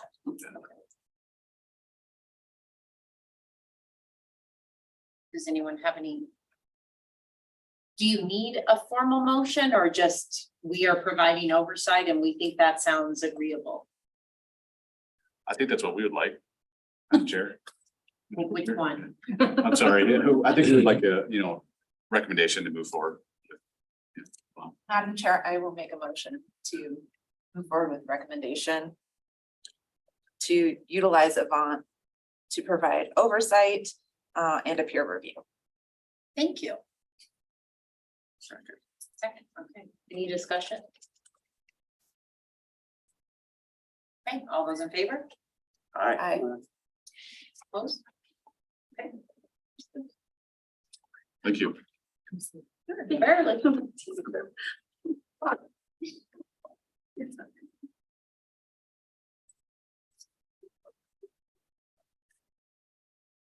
Could they not hear it? Could they not hear the motion? Were the acoustics too bad?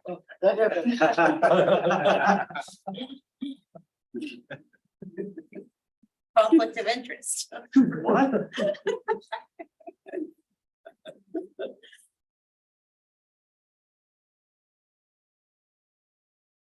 Okay, so. Okay, great. We're gonna back up. Maybe, do you have those pictures ready to show off? I do. Fabulous. We share.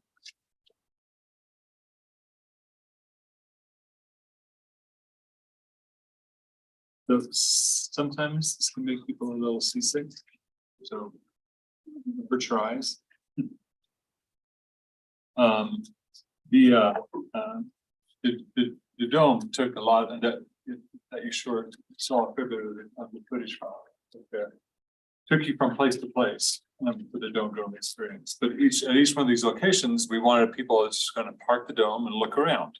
So imagine someone that isn't even able to visit the building or is unable to get up into the dome. We want to give them opportunity to do that. And with this 360 camera, it lets us do that. So you take this image, but then you start to be able to move around and look inside. And what the drone isn't able to do is look directly up. So it can't do this all the way up to the top like that.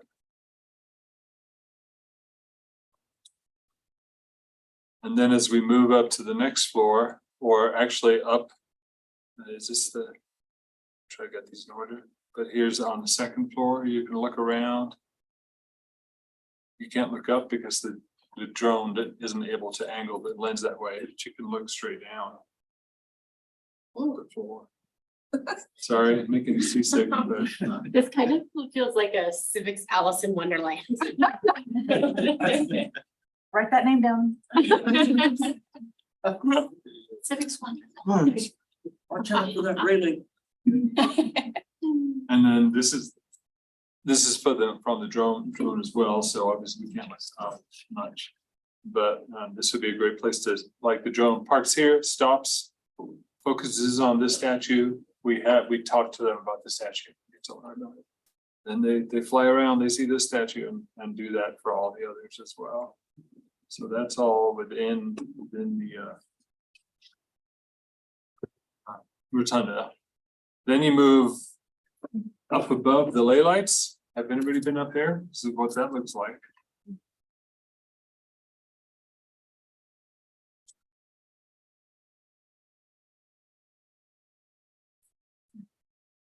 And then you remember that shot of the drone flying up the stairs here? Okay, so then it takes you to the next floor and you get to look around there and see all the way up to the ceiling, the stairs, down below.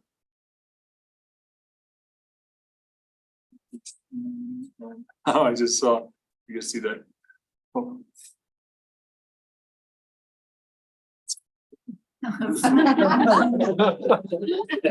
Uh-oh. Just love to clone Then you that up. redo it.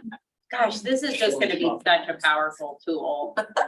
Then up to the stairs. So Nigel, I went up there not long ago and other people were with me, and one of the people with me could not go further, like went halfway up those stairs and then had to turn around and come back down to that platform, and wasn't very good to get back down the initial stairs. So that's pretty real what you alluded to. It could be a little. Yeah.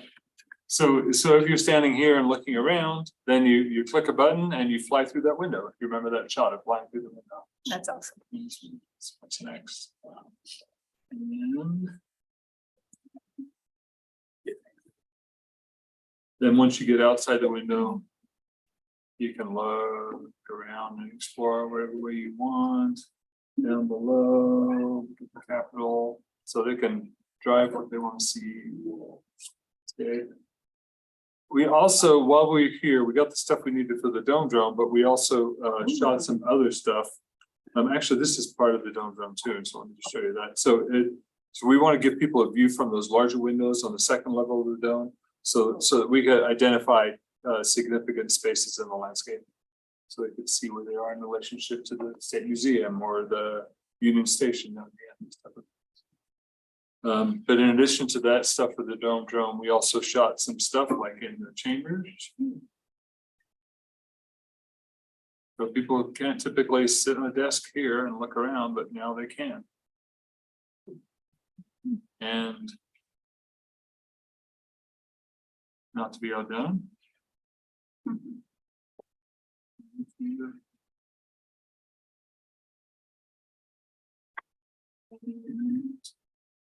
Even rooms like the historic Supreme Court. I can see why this took a while. And then I don't know how many of you guys have actually been up here above the Senate chamber. That's what it looks like on the other side of those ley lines. You can see the legs of the tripod. Dexter and I are hiding right behind you. Army crawl with quite a bit of equipment to get. So let me, we also had, I also had some still photos from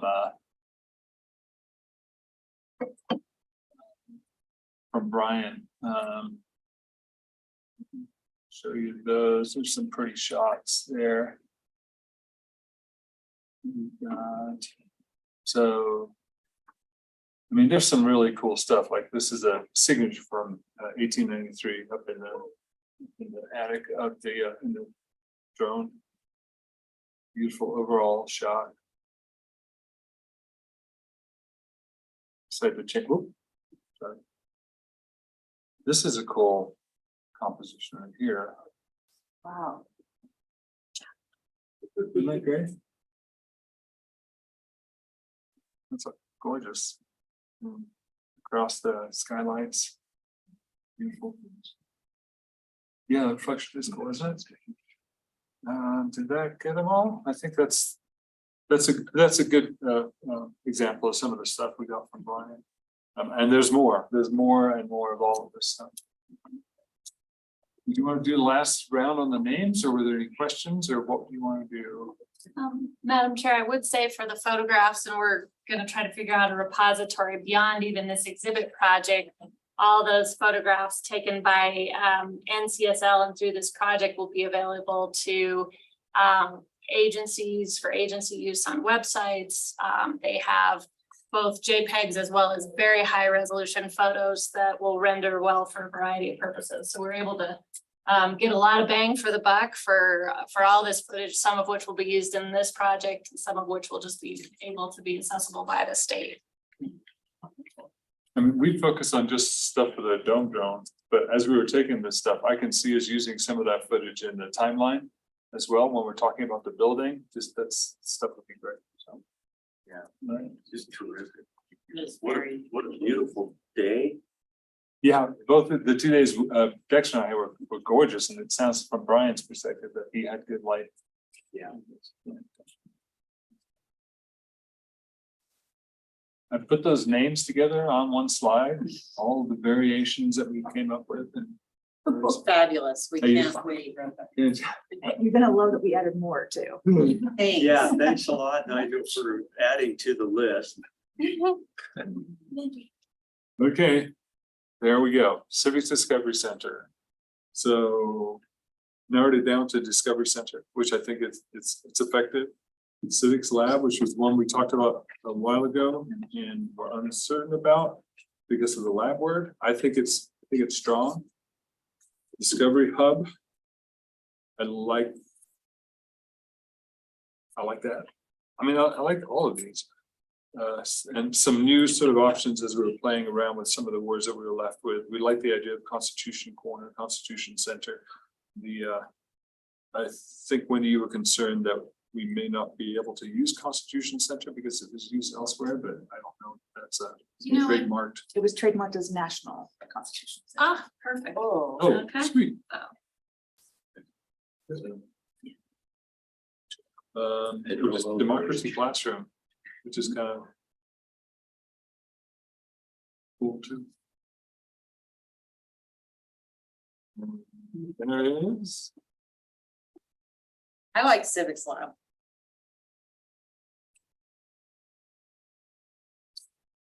I'll second that. My only concern from a wider tourism perspective is that Civics Lab screams classroom. It's not necessarily open to a, if I was bringing my tour group there, I wouldn't think that was open.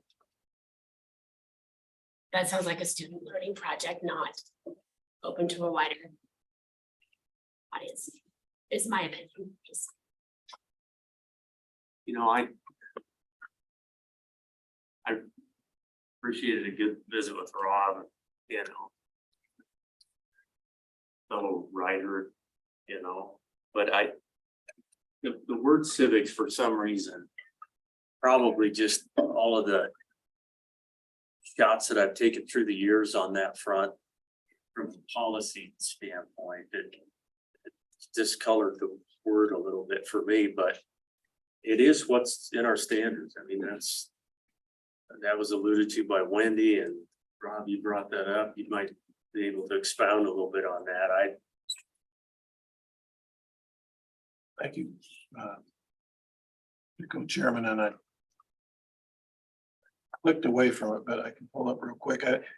What I spoke with the co-chairman about was just I pulled up because there's 5 general social studies standards in the K through 12 standards.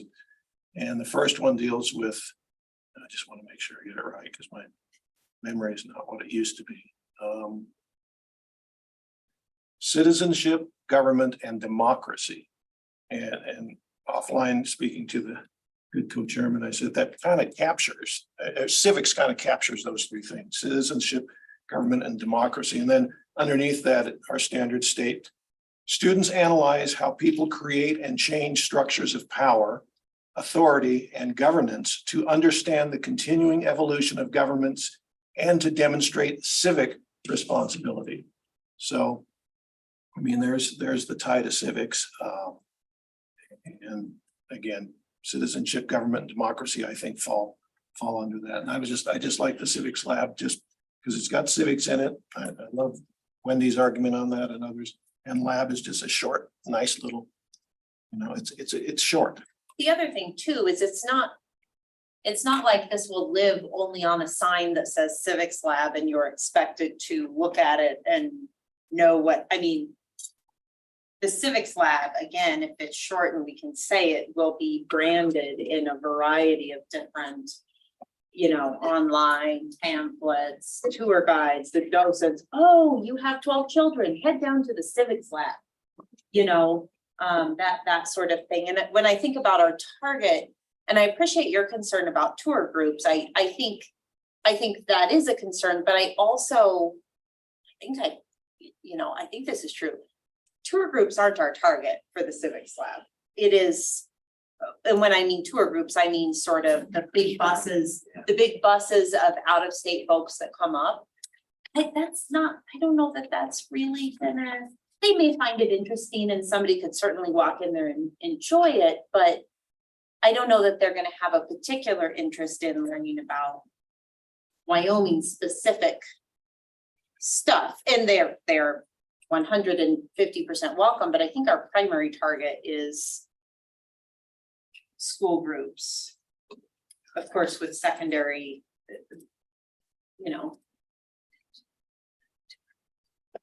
our school groups are going to be our biggest users.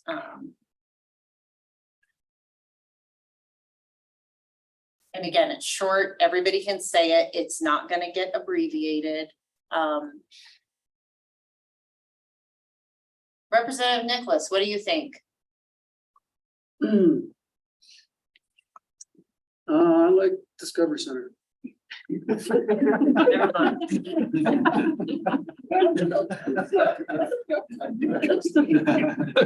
Strike that from the record, please. I think Discovery Center sounds like something where I would expect maybe a jungle gym or a ball pit. Yes. We can accommodate that.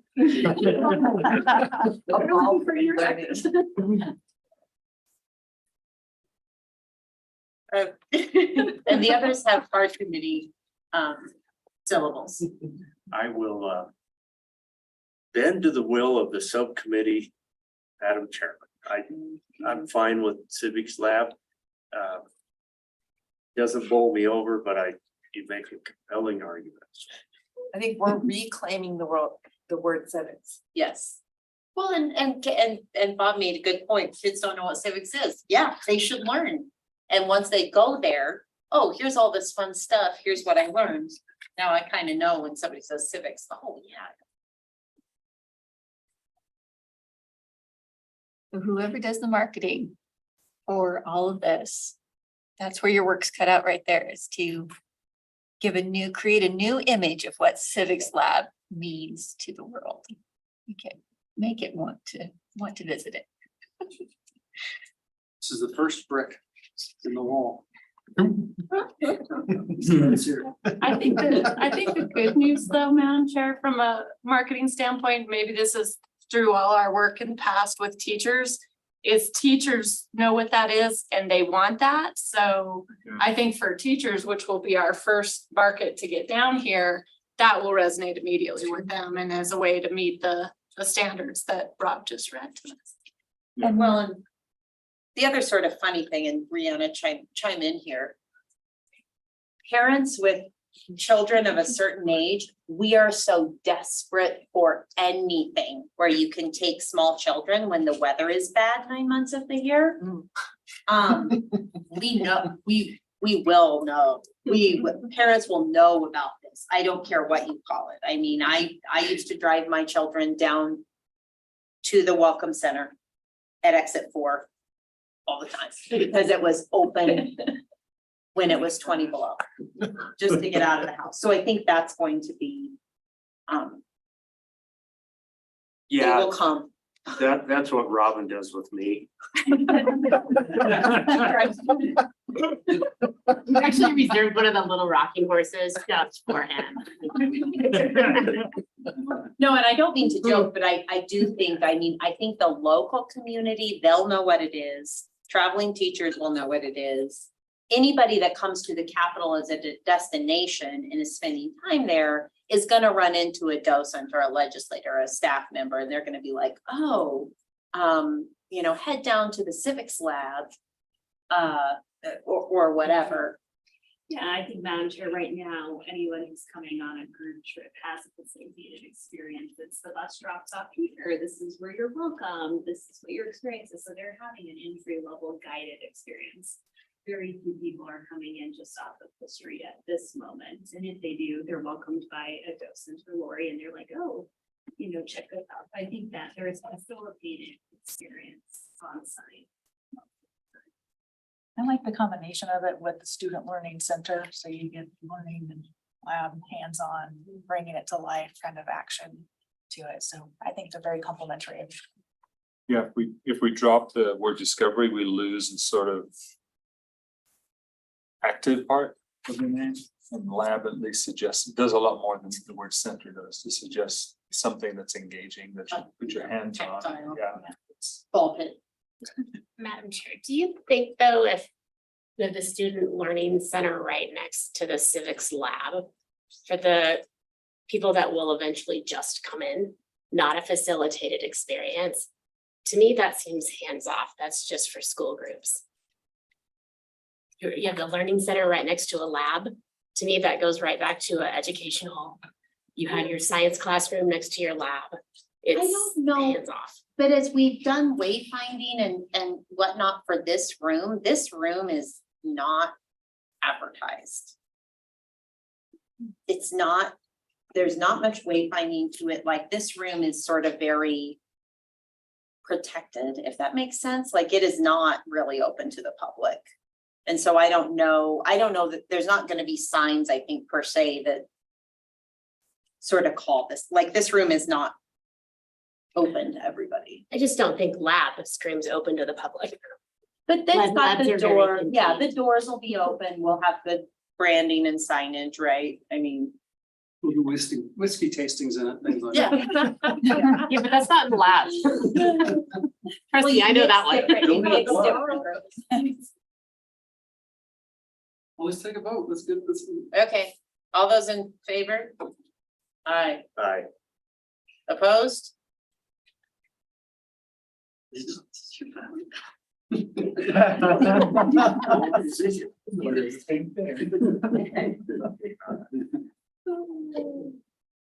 is done. Well, TBC was done too. With the vote, it didn't, I argued. I'll choose to believe you. As far as you know, it's in the rearview mirror. Yes, completely, 100%. That is our stuff. I think we should just have a sign, a symbol, and it can be like Prince. The space formerly known as. And we'll have a list. We'll have a form like that. And we'll have a pub. A magnetic board out front where they can just move things around. Change it up. Change stuff. Okay, so with that, I think we need to go back into the design build contract recommendations and then sort of come up with what recommendation we might be making to SBC.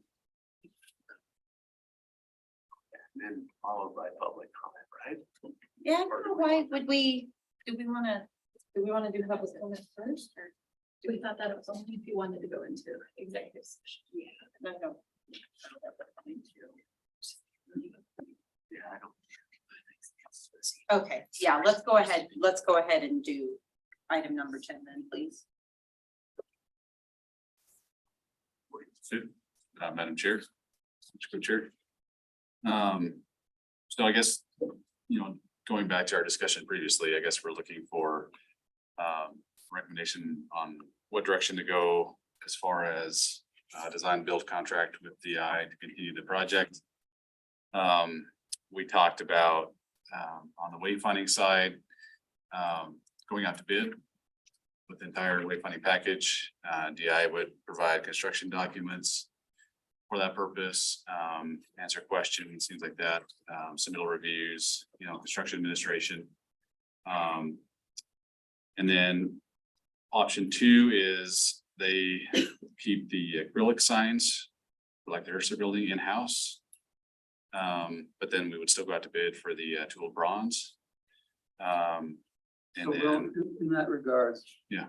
Has construction management department done anything in terms of who or where they would go out?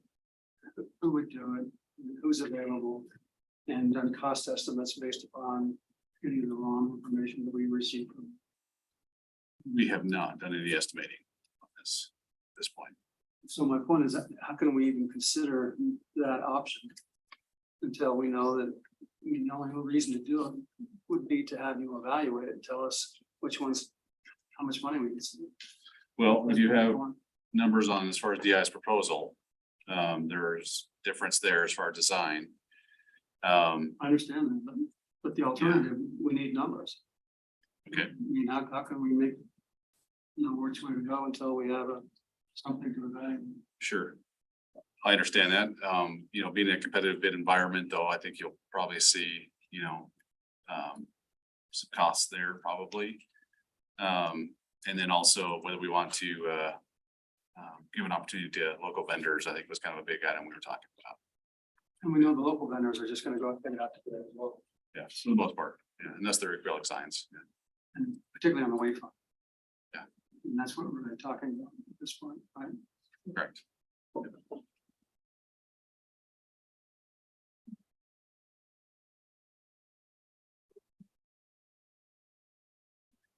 Yeah, I mean, this is the whole design build contract we're talking about, though. We're not talking about separating out the wayfinding. And this, you tell us otherwise. Well, just to go back over that, because we covered quite a bit of this morning, I felt like. It just, I'm all for going out for any local bid that we can. And would be willing to, this project has already been covered on that front. It's all bid process to begin this whole thing. But I'd be willing to carve out a piece of that if I thought that it would benefit somebody. The problem is, we have no vendors in our state, according to what you told us this morning, who can do any of this bronze work. Is that correct? That is correct. They would basically be doing the same thing DI is doing. It would be a local vendor that would get the project, but then they would have to sub that portion of the work out. And so the question in my mind is how much of a benefit is that to a local vendor who might get a bid? And you might remember we had the conversation, there's some benefit in getting a local bidder on that front so that they could carry on through and in terms of installation or whatever else we might ask of them. Right. Well, I'm sure if you ask the local vendor, they'd probably say there's a benefit, but you know, it's work, but at the same time, I mean, there's probably some additional costs, just like there would be with DI, subbing that out, so. So, Madam Chairman, that, you know, for me, I'm just beginning to feel some urgency on the time front. And anytime I learn that something is going to draw out for a while longer, I have to weigh that very carefully, especially for this project.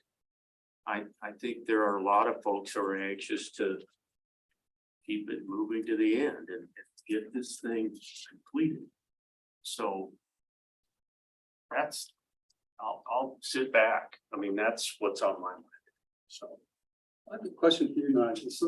So on, for example, the wayfinding and doing the bronze work, you hunt down a vendor and bid it out to find the best price. How do you do?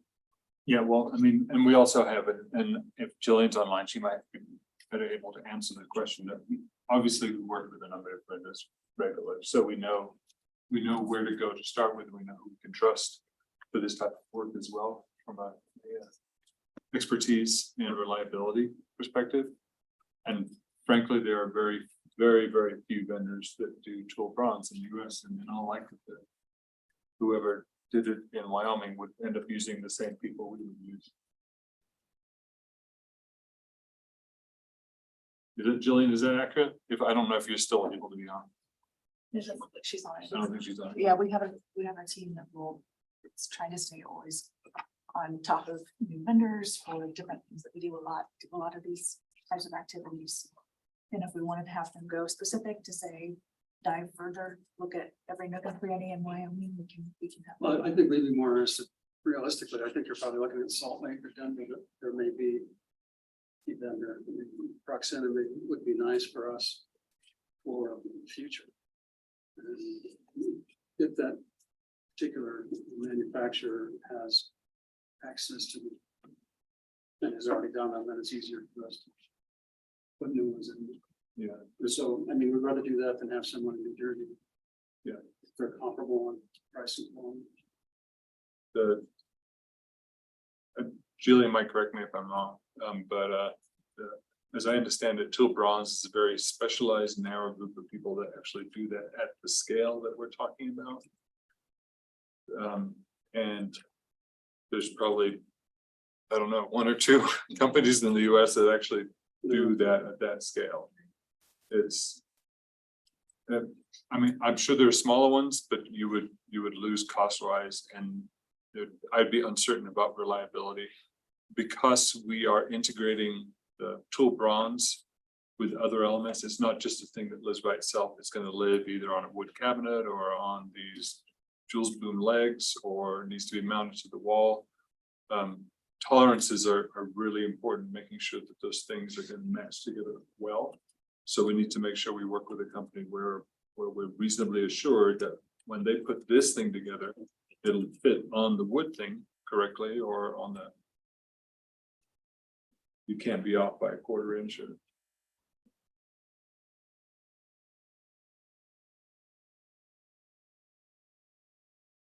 that help? Yeah. That's what I got.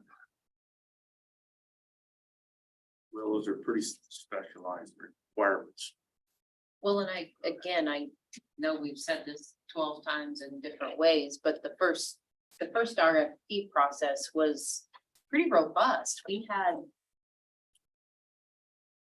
didn't have like one or two people apply, you know, and I don't, oh gosh, I don't believe any of them. I don't think we had anyone from Wyoming interested.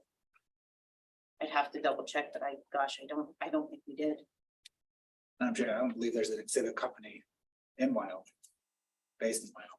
Yeah, So I'm ready to make a motion.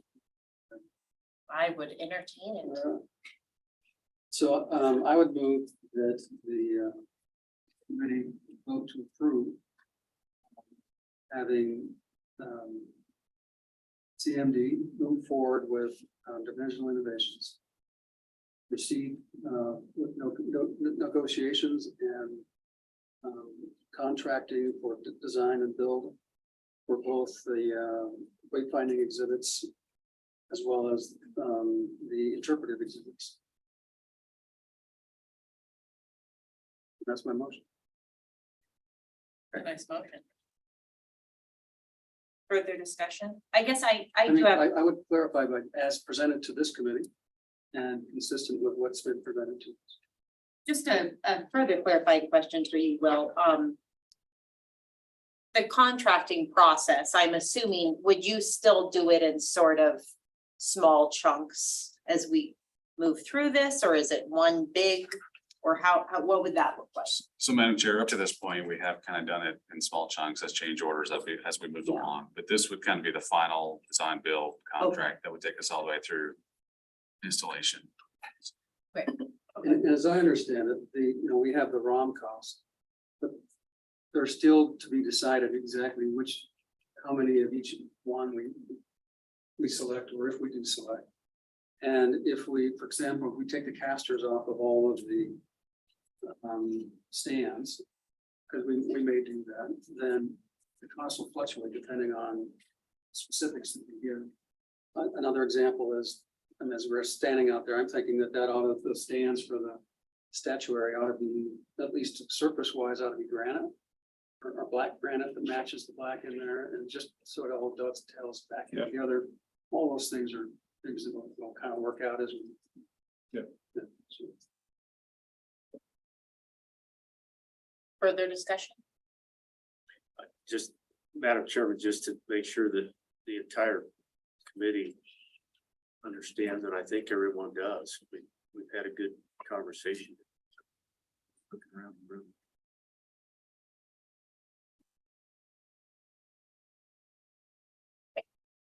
All those in favor? I, Opposed?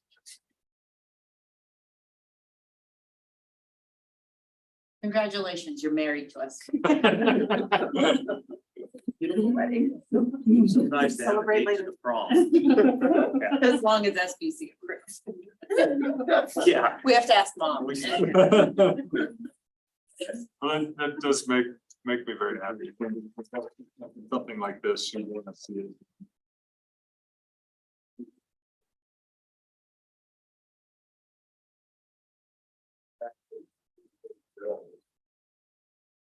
Excited to have you guys as partners all the way through, and even though we had all the bumps in the road and everything, it's been great to get to this point. We're excited to finish it up.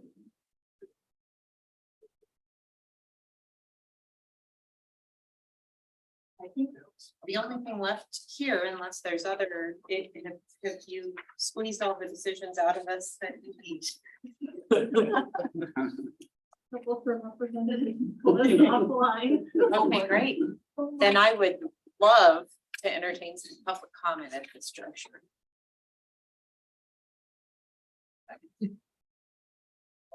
Calling once. Twice.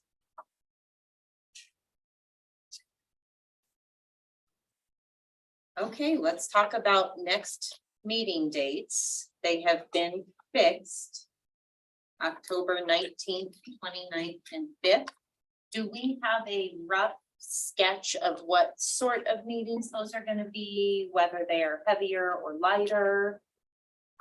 And do we have any assignments, and are we going to have the, oh gosh, what are they called? The elevation Yes. maps in file stage? That'll be in file stage. That's going to be a very large document. The core team I know is taking primary responsibility for looking through those details, but wanted to make it available to the subcommittee as well. So if you get into it, I think get exhausted. Am I right in saying that, core team? Madam Chair, I'd say that we will go through page by page if members of the subcommittee do not. But what we would ask is that you sort of get a sense, if it takes Jay's tape measure that he had earlier, to really get a sense of your comfort level with the general dimensions. And then Will and Brandon have offered more in their area of expertise to really look at the detailing. we're not to engineering documents yet, but to make sure we're on the right page, because this package will basically inform the next step for engineering. Yeah, and that is what we will be looking for approval on by the end of October. So our October session will be any outstanding questions that would need to be answered in terms for us to go forward with fabricating. We can give updates on the rest, but that'll be the big decision point, I think, that would need to be made. And to we'll keep- to stay on track. we'll receive those documents in the next day or two. Yes, you should receive the ones from today's meeting by tomorrow. And if we do have comments, they would need to be back by, We give you a week. Is that enough? no, but that's okay. Well, we're married now. Only because October 19th is in 3 weeks. Yeah, this next one Gotcha. is. Okay, okay. So there's gonna be a pretty quick turn. And then, Madam Chair Rachel, will you give us a highlight of what's going to be discussed at the November and January meetings? She just said fabrications. But if October. not, I think there's. So at that point, and we'll solidify these even further, but would love to be able to give a content update in November. So you can all have some confidence there, because I know that's been part of the rocky part. I feel like we're coming back on track with that. And then give you updates on where we are with the civics lab content and design.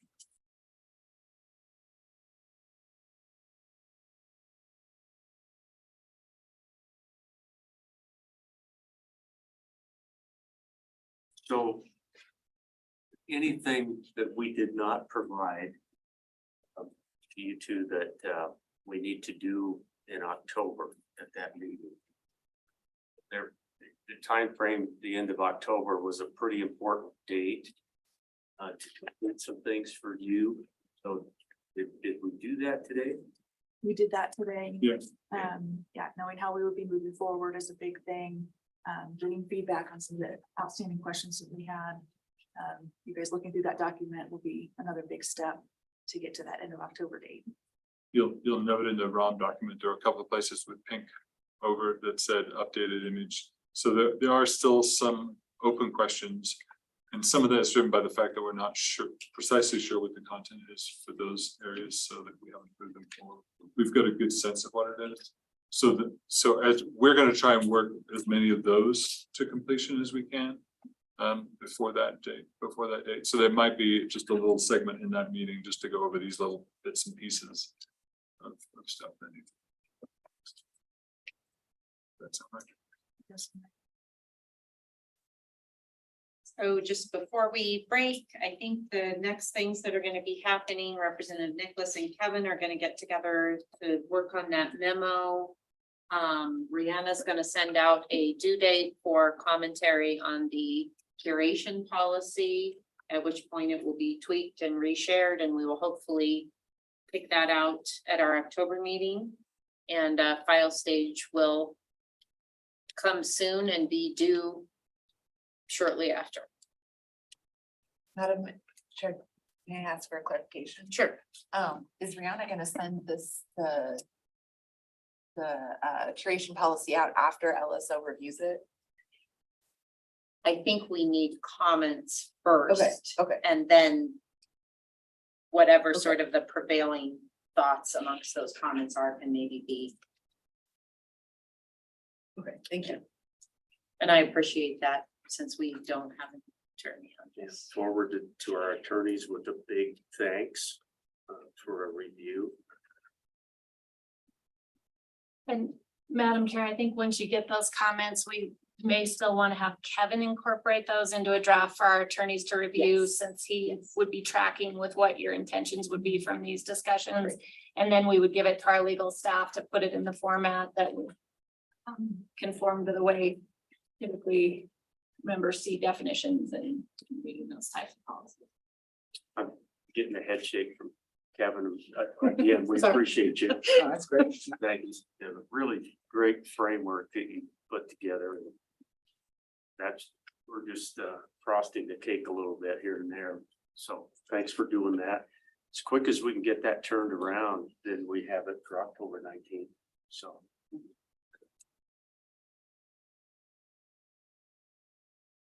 All right. And hopefully on to the governor of the SBC.